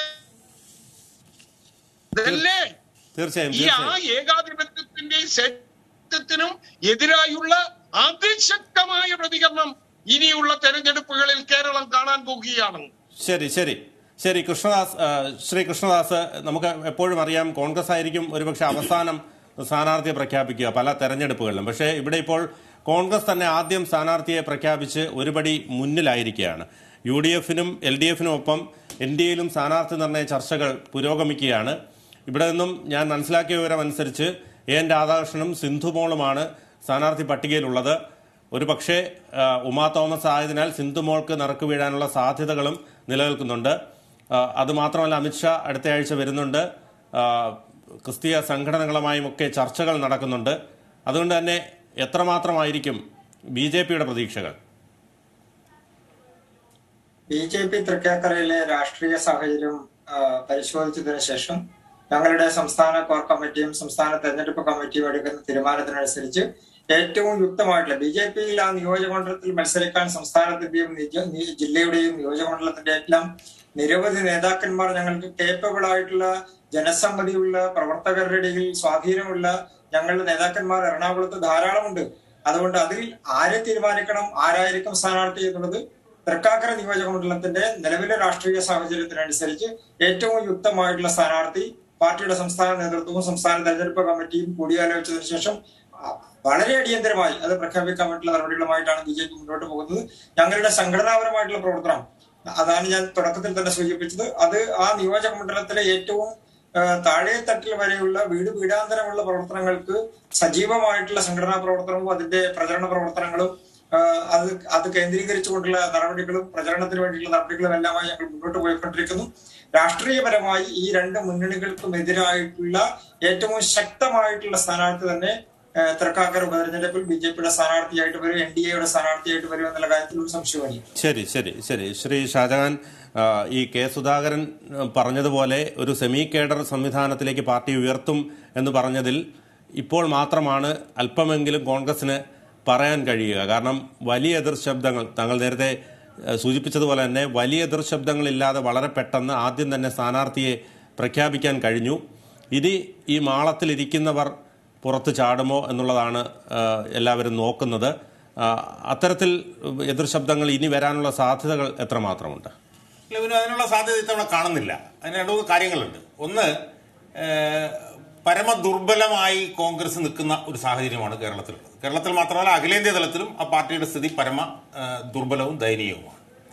ഇപ്പോൾ കേരളത്തിൽ തന്നെ ഒരു പുതിയ നേതൃത്വം സുധാകരന്റെയും VD സതീശന്റെയൊക്കെ നേതൃത്വത്തിൽ വന്നെങ്കിലും അതിൻ്റെയൊക്കെ പ്രവർത്തനങ്ങൾ ഏത് രീതിയിലായിരുന്നു എന്നുള്ളത് നമ്മൾ കണ്ടതാണ്. ഇനി ഏറ്റവും അവസാനം നമ്മുടെ രാജ്യസഭാ തെരഞ്ഞെടുപ്പുമായി ബന്ധപ്പെട്ടൊന്ന് നോക്കിക്കേ. രാജ്യസഭാ തെരഞ്ഞെടുപ്പുമായി ബന്ധപ്പെട്ടുകൊണ്ട് ഏറ്റവും കൂടുതൽ നാണരംഗെട്ട ഒരു സാഹചര്യത്തിലായിരുന്നു കോൺഗ്രസിന്റെ സ്ഥാനാർത്ഥി നിർണയം ഉണ്ടായത് എന്ന് നമ്മൾ കണ്ടതാണ്. അതുകൊണ്ട് തന്നെ കോൺഗ്രസിന് ഈ തെരഞ്ഞെടുപ്പിൽ സ്ഥാനാർത്ഥി തർക്കം എന്ന് പറയുന്നത് താങ്ങാൻ കഴിയുകയില്ലായിരുന്നു. മറുഭാഗത്ത് ഈ ഗവൺമെന്റിനെതിരായിട്ട് വലിയ ജനവികാരം ഒരു വർഷത്തിനിടയിൽ തന്നെ ഉണ്ടായിരുന്നു എന്നുള്ളതും ഒരു വസ്തുതയാണ്. ഇനി ഷുക്കൂർ പറഞ്ഞ ചില പോയിന്റുകളുണ്ട്, അത് വളരെ പ്രധാനപ്പെട്ട പോയിന്റാണ്. അതായത് പി.ടി. തോമസ് പറഞ്ഞ രാഷ്ട്രീയ നേതാവിന്റെ ആർജവം, അദ്ദേഹത്തിന്റെ ആദർശ ധീരത, അദ്ദേഹത്തിന്റെ നിലപാടുകൾ, അതൊക്കെ വളരെ നിർണായകമായിരിക്കും ഈ തെരഞ്ഞെടുപ്പിൽ എന്ന് തന്നെയാണ് ഞാൻ വിശ്വസിക്കുന്നത്. നമുക്കറിയാം അദ്ദേഹത്തിന്റെ മറ്റേ ഗാഡ്ഗിൽ റിപ്പോർട്ടുമൊക്കെ ആയി ബന്ധപ്പെട്ടുകൊണ്ട് എത്ര ശക്തമായിട്ടുള്ള ആക്രമണം അദ്ദേഹത്തിനെതിരെ നടന്നിട്ട് പോലും തന്റെ നിലപാട് മാറ്റാതെ നിന്ന ഒരു ആർജവമുള്ള ഊർജ്ജസ്വലനായിട്ടുള്ള ഒരു നേതാവായിരുന്നു പി.ടി. തോമസ്. അദ്ദേഹം എടുക്കുന്ന നിലപാടുകളിൽ നിന്ന് അദ്ദേഹത്തിന്റെ രാഷ്ട്രീയ ഭാവി നോക്കാതെ ആ നിലപാടുകളിൽ സധൈര്യം ഉറച്ചു നിന്ന ഒരു നേതാവായിരുന്നു പി.ടി. തോമസ്. ആ പി.ടി. തോമസ് എന്ന് പറയുന്ന ആ ആർജവമുള്ള ഊർജ്ജസ്വലനായിട്ടുള്ള നേതാവ് മരിച്ചപ്പോൾ കേരളത്തിൽ ഉണ്ടായ ചലനങ്ങൾ നമ്മൾ കണ്ടതാണ്. മറ്റേ എന്താണ് ആ പാട്ട് അല്ലേ, ഈ പിന്നെ ചന്ദ്രകളഭം എന്നുള്ള പാട്ട്, അന്ന് കേരളത്തിൽ 1-2 ദിവസം ലക്ഷക്കണക്കിന് ആളുകൾ ഉരുവിടുന്ന ഒരു സാഹചര്യം നമ്മൾ കണ്ടതാണ്. എന്ന് മാത്രമല്ല അദ്ദേഹത്തിന്റെ പിന്നെ ശവസംസ്കാരവുമായി ബന്ധപ്പെട്ടുള്ള കാര്യങ്ങളൊക്കെ തന്നെ വളരെ വ്യത്യസ്തമായിട്ടുള്ള കാര്യങ്ങൾ നമ്മൾ കണ്ടതാണ്. അതുകൊണ്ട് പിന്നെ പി.ടി. തോമസ് എന്ന് പറഞ്ഞിട്ടുള്ള ആ രാഷ്ട്രീയ നേതാവിന് മണ്ഡലത്തിലുള്ള സ്വാധീനം അത് UDFന്റെ അണികളിൽ മാത്രം നിൽക്കുന്നതാണെന്ന് ഞാൻ വിശ്വസിക്കുന്നില്ല. പി.ടി. തോമസിന്റെ ഭാര്യ എന്നുള്ള നിലയിൽ അവർക്ക് രാഷ്ട്രീയത്തിൽ അവർ ഇല്ലായിരിക്കാം, അതിനകത്തൊന്നും യാതൊരു അർത്ഥവുമില്ല ഈ പറയുന്നതിൽ. അതൊക്കെ ശുദ്ധ അസംബന്ധമാണ് ഈ പറയുന്നത്. ഇപ്പൊ ഞാൻ ചോദിക്കട്ടെ, ഇപ്പൊ കോട്ടയത്തെ തോമസ് ചാഴിക്കാടൻ ആരായിരുന്നു? തോമസ് ചാഴിക്കാടൻ എന്ന് പറഞ്ഞിട്ടുള്ള നേതാവ് അദ്ദേഹത്തിന്റെ സഹോദരൻ ഇത് ഇടിമിന്നലേറ്റ് മരിച്ചപ്പോൾ പിന്നെ ഏതോ ബാങ്ക് ഉദ്യോഗസ്ഥനായിരുന്നു. ആ ബാങ്ക് ഉദ്യോഗസ്ഥനാണ് വന്ന് തെരഞ്ഞെടുപ്പിൽ മത്സരിച്ചത്. കെ മാണിയുടെ മകൻ ജോസ് കെ മാണി ആരായിരുന്നു? ബാങ്ക് ഉദ്യോഗസ്ഥനായിരുന്നു. ആ ബാങ്ക് ഉദ്യോഗസ്ഥനാണ് വന്ന് തെരഞ്ഞെടുപ്പ് കയറി മത്സരിച്ചത്. അതിനേക്കാളൊക്കെ എത്രയോ രാഷ്ട്രീയമായിട്ടുള്ള പാരമ്പര്യം ഉമാ തോമസിനുണ്ട്. അതുകൊണ്ട് ആർജവമുള്ള ആദർശധീരനായിരുന്ന പി.ടി. തോമസിന്റെ പിന്നെ ഭാര്യ ഉമാ തോമസ് മത്സരിക്കുമ്പോൾ LDFിൽ നിന്ന് പോലും പി.ടി. തോമസിന്റെ ഭാര്യയ്ക്ക് പി.ടി. തോമസിന്റെ പേരിൽ വോട്ട് കിട്ടും എന്ന് വിശ്വസിക്കുന്ന ആളാണ് ഞാൻ. അത് കഴിഞ്ഞ തവണയും CPMന്റെ ഇടതുപക്ഷക്കാരുടെ ഒക്കെ വോട്ട് പി.ടി. തോമസ് നേടിയിട്ടുണ്ട്.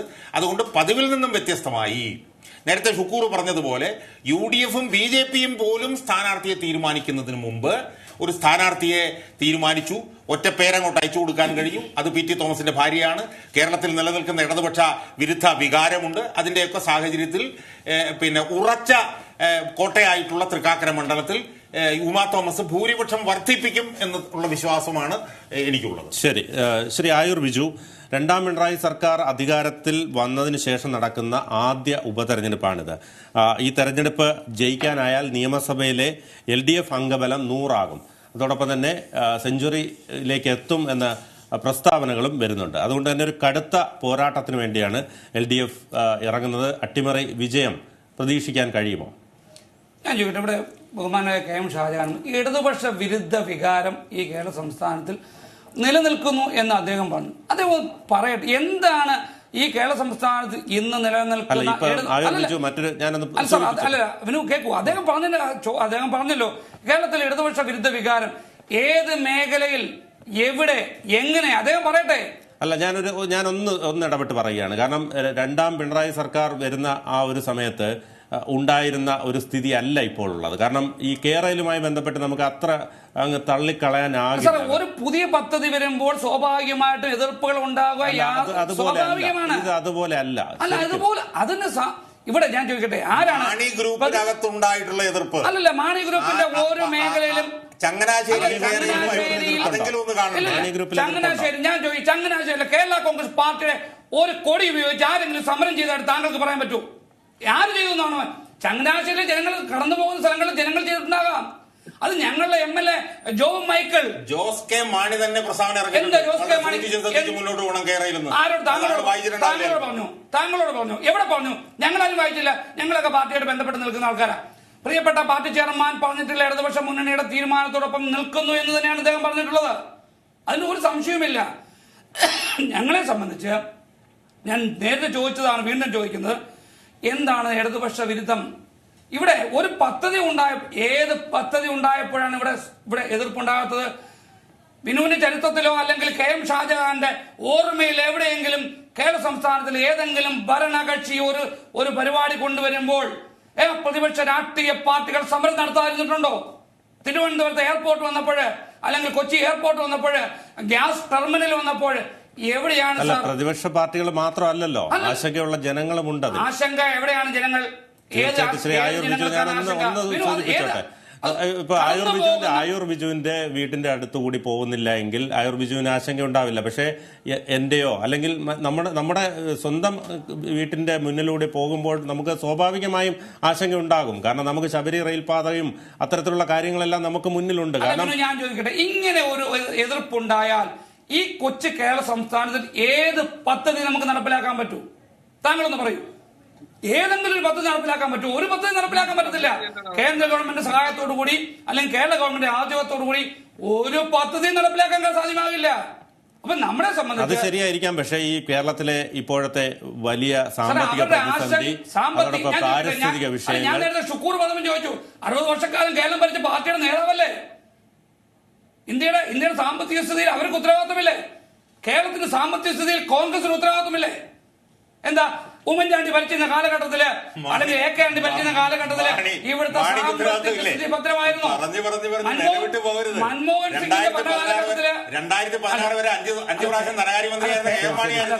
താങ്കൾ നേരത്തെ പറഞ്ഞനുസരിച്ചാണെങ്കിൽ താങ്കൾ മര്യാദക്കിരിക്കണം. കോൺഗ്രസ് ഭരിച്ച ഇന്ത്യ മഹാരാജ്യം ഭരിച്ച കാലഘട്ടത്തില്, മൻമോഹൻ സിംഗിന്റെ കാലഘട്ടത്തില് ഇന്ത്യയുടെ സാമ്പത്തിക സ്ഥിതി ഭദ്രമായിരുന്നു. താങ്കൾ നേരത്തെ ശ്രീലങ്കയെ കുറിച്ച് പറഞ്ഞല്ലോ, ഭദ്രമായിരുന്നു. അല്ലല്ല, താങ്കളുടെ ശേഷം ചന്ദ്രശേഖരന്റെ കാലഘട്ടത്തില്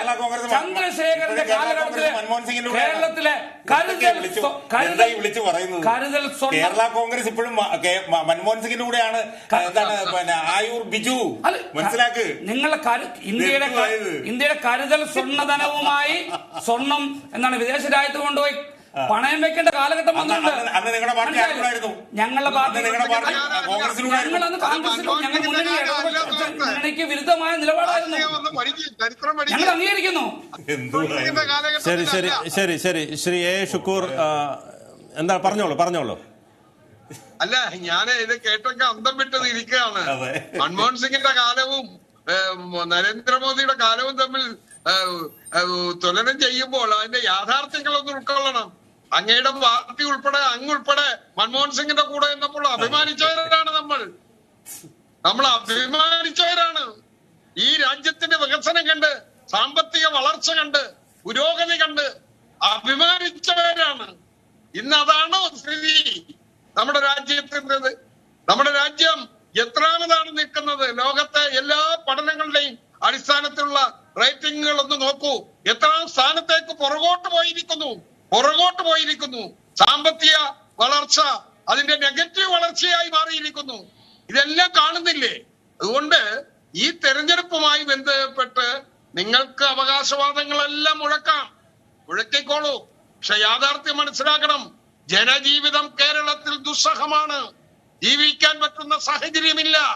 ശമ്പളം ഇനി തുടർ മാസങ്ങളിൽ കൊടുക്കുമോ, പെൻഷൻ കൊടുക്കുമോ എന്ന് കണ്ടറിയണം.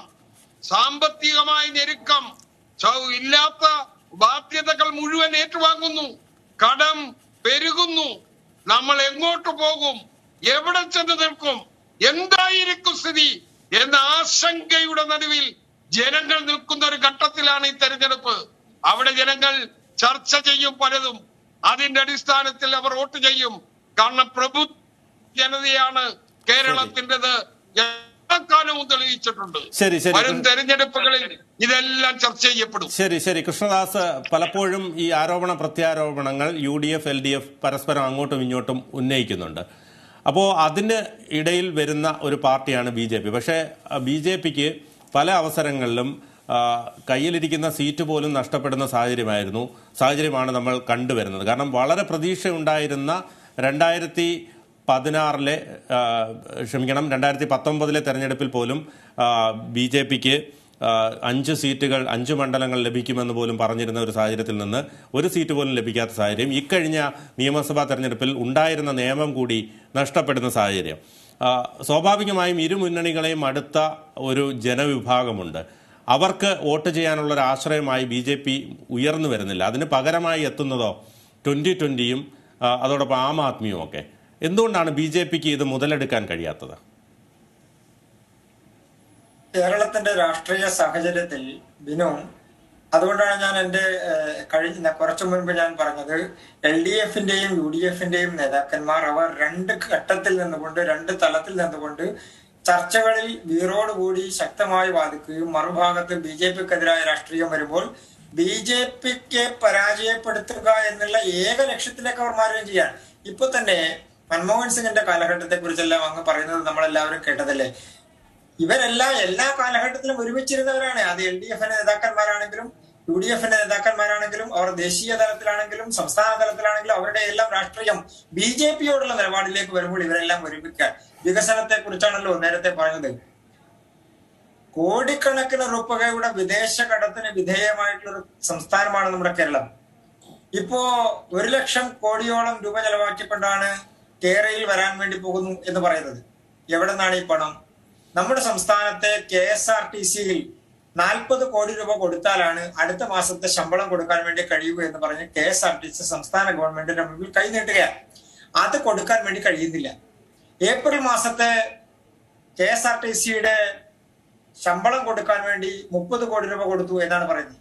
ഒരു കോർപ്പറേഷൻ, KSRTC പോലെയുള്ള ഒരു കോർപ്പറേഷൻ മാന്യം മര്യാദയ്ക്ക് കഴിഞ്ഞ 6 വർഷക്കാലമായി അത് ലാഭത്തിൽ വേണ്ട, സാലറി കൊടുക്കാൻ കഴിയുന്ന തരത്തിലേക്ക് കൊണ്ടു നടത്താൻ കഴിയാത്ത ഒരു സംസ്ഥാന ഗവൺമെന്റ് ആണ് പറയുന്നത്, അതിന്റെ വകുപ്പുകളാണ് പറയുന്നത് കൊണ്ടുവന്ന് കേരളത്തിൽ വലിയ വികസനം ഉണ്ടാക്കാൻ വേണ്ടി പോകുന്നു. BJP കേരളത്തിന്റെ വികസനത്തെ അനുവദിക്കില്ല എന്നാണ് LDFന്റെ പ്രതിനിധി പറയുന്നത്. അതിന് പകരമായി അവർ കൊണ്ടുവരാൻ വേണ്ടി പോകുന്നതാണ് കേരളയിൽ. സുഹൃത്തെ, അങ്ങ് കഴിഞ്ഞ 6 വർഷക്കാലത്തിനിടയിൽ കേന്ദ്ര ഗവൺമെന്റ് റോഡുകളുടെ വികസനത്തിന് വേണ്ടിയും ത്രിതല പഞ്ചായത്ത് സംവിധാനത്തിലൂടെ കേന്ദ്ര ഗവൺമെന്റ് കൊടുക്കേണ്ട വിഹിതത്തിന്റെ അടിസ്ഥാനത്തിലും ഈ സംസ്ഥാനത്തിന് കൊടുത്തിട്ടുള്ള ഫണ്ട് അത് എത്രയാണ് എന്ന് അങ്ങ് മനസ്സിലാക്കി വെക്കുന്നത് നല്ലതാണ്. നിങ്ങളുടെ ഔദാര്യമല്ല സാർ, കേരളം എന്ന് പറയുന്ന സംസ്ഥാനത്തിന്റെ അവകാശമാണ്. ഞാൻ അങ്ങയോട് സംസാരിച്ച ഒരു ഘട്ടത്തിലും ഞാൻ ഇടപെട്ടിട്ടില്ല. ഞാൻ അങ്ങയുടെ ഒരു സമയത്തിലെ ഒരു മിനിറ്റ് പോലും ഞാൻ അങ്ങയുടെ സമയം എല്ലാ ചർച്ചകളിലും അങ്ങ് കയറി എല്ലാവരോടും ഉത്തരം അങ്ങ് പറയേണ്ടതില്ല. എനിക്ക് പറയാനുള്ളത് പറഞ്ഞു കഴിഞ്ഞാൽ അങ്ങയുടെ സമയം കിട്ടുമ്പോൾ അങ്ങ് എന്ത് വേണമെങ്കിലും പറഞ്ഞോളൂ. ഈ ഗവൺമെന്റ്, കേന്ദ്ര ഗവൺമെന്റ് അധികാരത്തിൽ വന്നതിന് ശേഷം കേരളത്തിന്റെ വികസനം ഏതെല്ലാം മേഖലകളിൽ കേന്ദ്ര ഗവൺമെന്റ് ആവശ്യപ്പെട്ടിട്ടുണ്ടോ ആ സമയങ്ങളിലെല്ലാം അത് സംസ്ഥാനത്തിന്റെ ആവശ്യത്തിന് ജനങ്ങൾക്ക് ഉതകുന്ന തരത്തിലാണെങ്കിൽ അതിനെല്ലാം കോടിക്കണക്കിന് രൂപയുടെ പദ്ധതികൾ അനുവദിച്ചു കൊടുത്തിട്ടുള്ള ഗവൺമെന്റാണ് കേന്ദ്രത്തിലെ ഗവൺമെന്റ്. ദേശീയ പാതയുടെ വികസനവുമായി ബന്ധപ്പെട്ടുകൊണ്ട് കേരളത്തിൽ അനുവദിക്കപ്പെട്ടുള്ള പദ്ധതികൾ, അതിനുവേണ്ടി നടത്തിയിട്ടുള്ള പണികൾ, ഞാനത് ചോദിക്കട്ടെ LDFന്റെ പ്രതിനിധിയോട്, നിങ്ങളുടെ പോക്കറ്റിൽ നിന്ന് LDFന്റെ ഓഫീസിൽ നിന്നാണോ ഈ സംസ്ഥാനത്തിന്റെ വികസനത്തിന് വേണ്ടി ഫണ്ടെടുത്ത് ചെലവാക്കുന്നത്? അല്ലല്ലോ. സംസ്ഥാനങ്ങൾക്ക് ഭരണഘടനാ സംവിധാനത്തിന്റെ അടിസ്ഥാനത്തിൽ കൊടുക്കുന്ന പണമാണ് എടുത്തു കൊടുക്കുന്നത്. അത് അറിയാത്തവരല്ല BJPക്കാർ, ഞങ്ങൾക്കത് നന്നായിട്ട് അറിയാം. അത് ആർക്ക് കൊടുക്കണമെന്ന്, ഏത് സമയത്ത് ഏത് പദ്ധതി കൊടുക്കണമെന്ന് ഞങ്ങൾക്ക് നന്നായിട്ട് അറിയാം. ആ പദ്ധതിയുടെ അടിസ്ഥാനത്തിൽ സംസ്ഥാനത്തിന്റെ സമഗ്രമായിട്ടുള്ള വികസനത്തെ മുന്നിൽ കണ്ടുകൊണ്ട് വരുന്ന പദ്ധതികൾക്കെല്ലാം കേന്ദ്ര ഗവൺമെന്റ് കൊടുത്തിട്ടുണ്ടല്ലോ. ത്രിതല പഞ്ചായത്ത് സംവിധാനങ്ങൾ വഴി ചെലവാക്കാൻ വേണ്ടി കൊടുത്തിട്ടുള്ള പണത്തിന്റെ 13% കഴിഞ്ഞ സാമ്പത്തിക വർഷത്തിൽ ചെലവാക്കിയിട്ടുള്ളത്. 80%-ലധികം തുക ലാപ്സാക്കിയിട്ടുള്ള ഗവൺമെന്റാണ് ഈ കേരളത്തിലെ ഗവൺമെന്റ്. ആ ഗവൺമെന്റിന്റെ പ്രതിനിധിയാണ് വന്നിട്ട് പറയുന്നത് കേന്ദ്ര ഗവൺമെന്റ് കൊടുത്തില്ല. ഏത് പദ്ധതിക്കാണ് കേന്ദ്രത്തിന് കേരളത്തിലേക്ക് വരാൻ വേണ്ടി പോകുന്നു? ആ എയിംസിന് വേണ്ടിയുള്ള നടപടികൾക്ക് സ്ഥലം ഏറ്റെടുക്കുന്നതുമായി ബന്ധപ്പെട്ട നടപടികൾ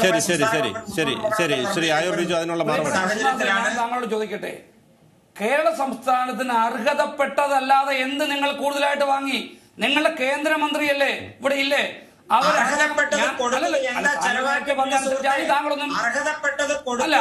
കേരളത്തിന്റെ വികസനത്തിന് വേണ്ടി ഞാൻ ചോദിക്കട്ടെ, BJP ഗവൺമെന്റ് എന്ത് അധികമായി കേരളത്തിൽ നൽകി? ഒരു 10 നയാ പൈസ കേരള സംസ്ഥാനത്തിന് അധികമായി നേടിയെടുക്കുവാൻ BJPക്ക് സാധ്യമായിട്ടുണ്ടോ? നിങ്ങളുടെ നേതാക്കന്മാർക്ക് സാധ്യമായിട്ടുണ്ടോ? നിങ്ങളൊരു മന്ത്രി കറങ്ങി നടക്കുന്നതല്ലാതെ എന്ത് കേരള സമൂഹത്തിന്, കേരളത്തിന് വേണ്ടി എന്ത് നേടിത്തന്നു താങ്കൾക്ക് പറയാൻ പറ്റുമോ? സാറേ ദേശീയപാത ദേശീയപാത എന്ന് പറയുമ്പോൾ റെയിൽവേ പാർട്ടി നേതാക്കന്മാരോടാണ് സമ്പദ് വ്യവസ്ഥയെ സാധാരണക്കാരന്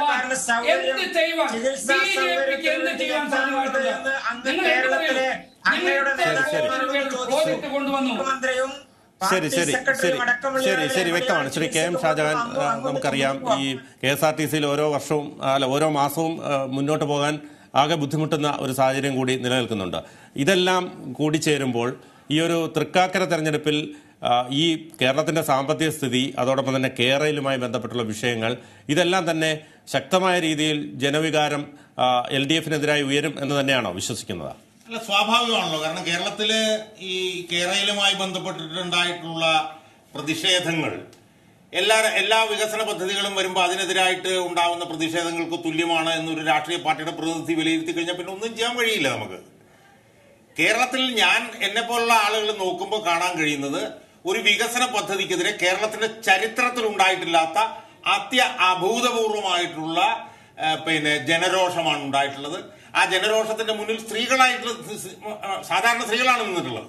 അപ്പൊ അതുകൊണ്ട് എല്ലാ വികസന പദ്ധതികളും വരുമ്പോൾ അതിനെതിരെ നടക്കുന്ന ചട്ടപ്പടി സമരം എന്നുള്ള നിലയിലുള്ള സമരമല്ല ഇവിടെ നടന്നത്. ഇവിടെ ജനങ്ങളുടെ വീട്ടിലെ കിടക്കുന്ന മുറിയിലും കക്കൂസിലും കുളിമുറിയിലും കൊണ്ട് കല്ലിടുകയും ആ കല്ല് പിഴുതെറിഞ്ഞ് കളഞ്ഞതും ആ കല്ല് ഒരെണ്ണത്തിന് 4000 രൂപ വിലയിട്ടതും ഇതെല്ലാം ജനം കണ്ടതാണ്. അപ്പൊ സ്വാഭാവികമായും അത് കേരളത്തിൽ ആകപ്പാടെ ഉള്ള ഒരു ചർച്ചാ വിഷയമായതുകൊണ്ട് അത് തൃക്കാക്കര തെരഞ്ഞെടുപ്പിലും ചർച്ചാ വിഷയമാകും എന്നുള്ളത് വളരെ പ്രധാനമാണ്. നേരത്തെ ഇവിടെ പറഞ്ഞതുപോലെ ഇലക്ട്രിസിറ്റി ബോർഡ് നടപ്പിലാക്കാൻ കഴിയാത്തവര്, KSRTC നടപ്പിലാക്കാൻ കഴിയാത്തവര്, കേരളത്തിലെ ബഹുഭൂരിപക്ഷം വരുന്ന പൊതുമേഖലാ സ്ഥാപനങ്ങൾ നടപ്പിലാക്കാൻ കഴിയാത്തവര്, ആ കഴിയാത്തവരാണ് ഈ 65,000 കോടി രൂപ മുതൽ 1 ലക്ഷം കോടി രൂപ വരെ അടങ്കലുള്ള പദ്ധതി നടപ്പിലാക്കാൻ ഇറങ്ങുന്നത് എന്ന് പറയുമ്പോൾ അത് ഏറ്റവും വലിയ അശാസ്ത്രീയവും അത് തീർത്തും അസംബന്ധവുമാണെന്നുള്ള ബോധം ജനങ്ങൾക്കുണ്ട്. ആ ബോധമുള്ള ജനങ്ങൾ തൃക്കാക്കരയിലുണ്ട്.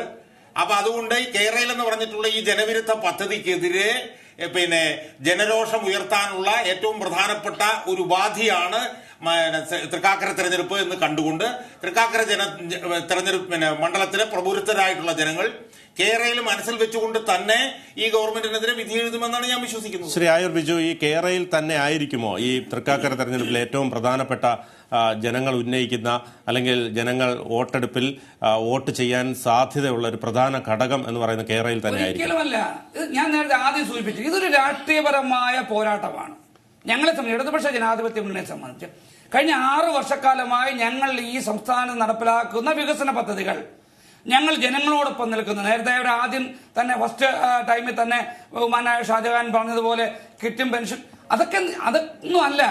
ഞങ്ങൾ ജനങ്ങളോടൊപ്പം നിൽക്കുന്നു. ഇടതുപക്ഷ ജനാധിപത്യ മുന്നണി ജനങ്ങളോടൊപ്പമാണ്. സംസ്ഥാന ഗവൺമെന്റ് ജനങ്ങളെ ഒന്നടങ്കം ഒരുമിച്ച് നിർത്തി കൊണ്ടുപോകാനും ശ്രമിക്കുന്നു. അവർക്ക് ആവശ്യമായത് എന്ത് നിങ്ങൾക്ക് വേണം, അതാണ് ഞങ്ങൾ ചോദിക്കുന്നത്. വികസനം വേണ്ട എന്ന് പറയാൻ സാധിക്കും. കിഫ്ബി പദ്ധതി വന്നപ്പോൾ എതിർത്തില്ലേ? ഇവിടെ 65,000 കോടിയുടെ കിഫ്ബി പദ്ധതി വന്നപ്പോൾ ആരാ എതിർക്കാഞ്ഞത്? എല്ലാവരും എതിർത്തില്ലേ?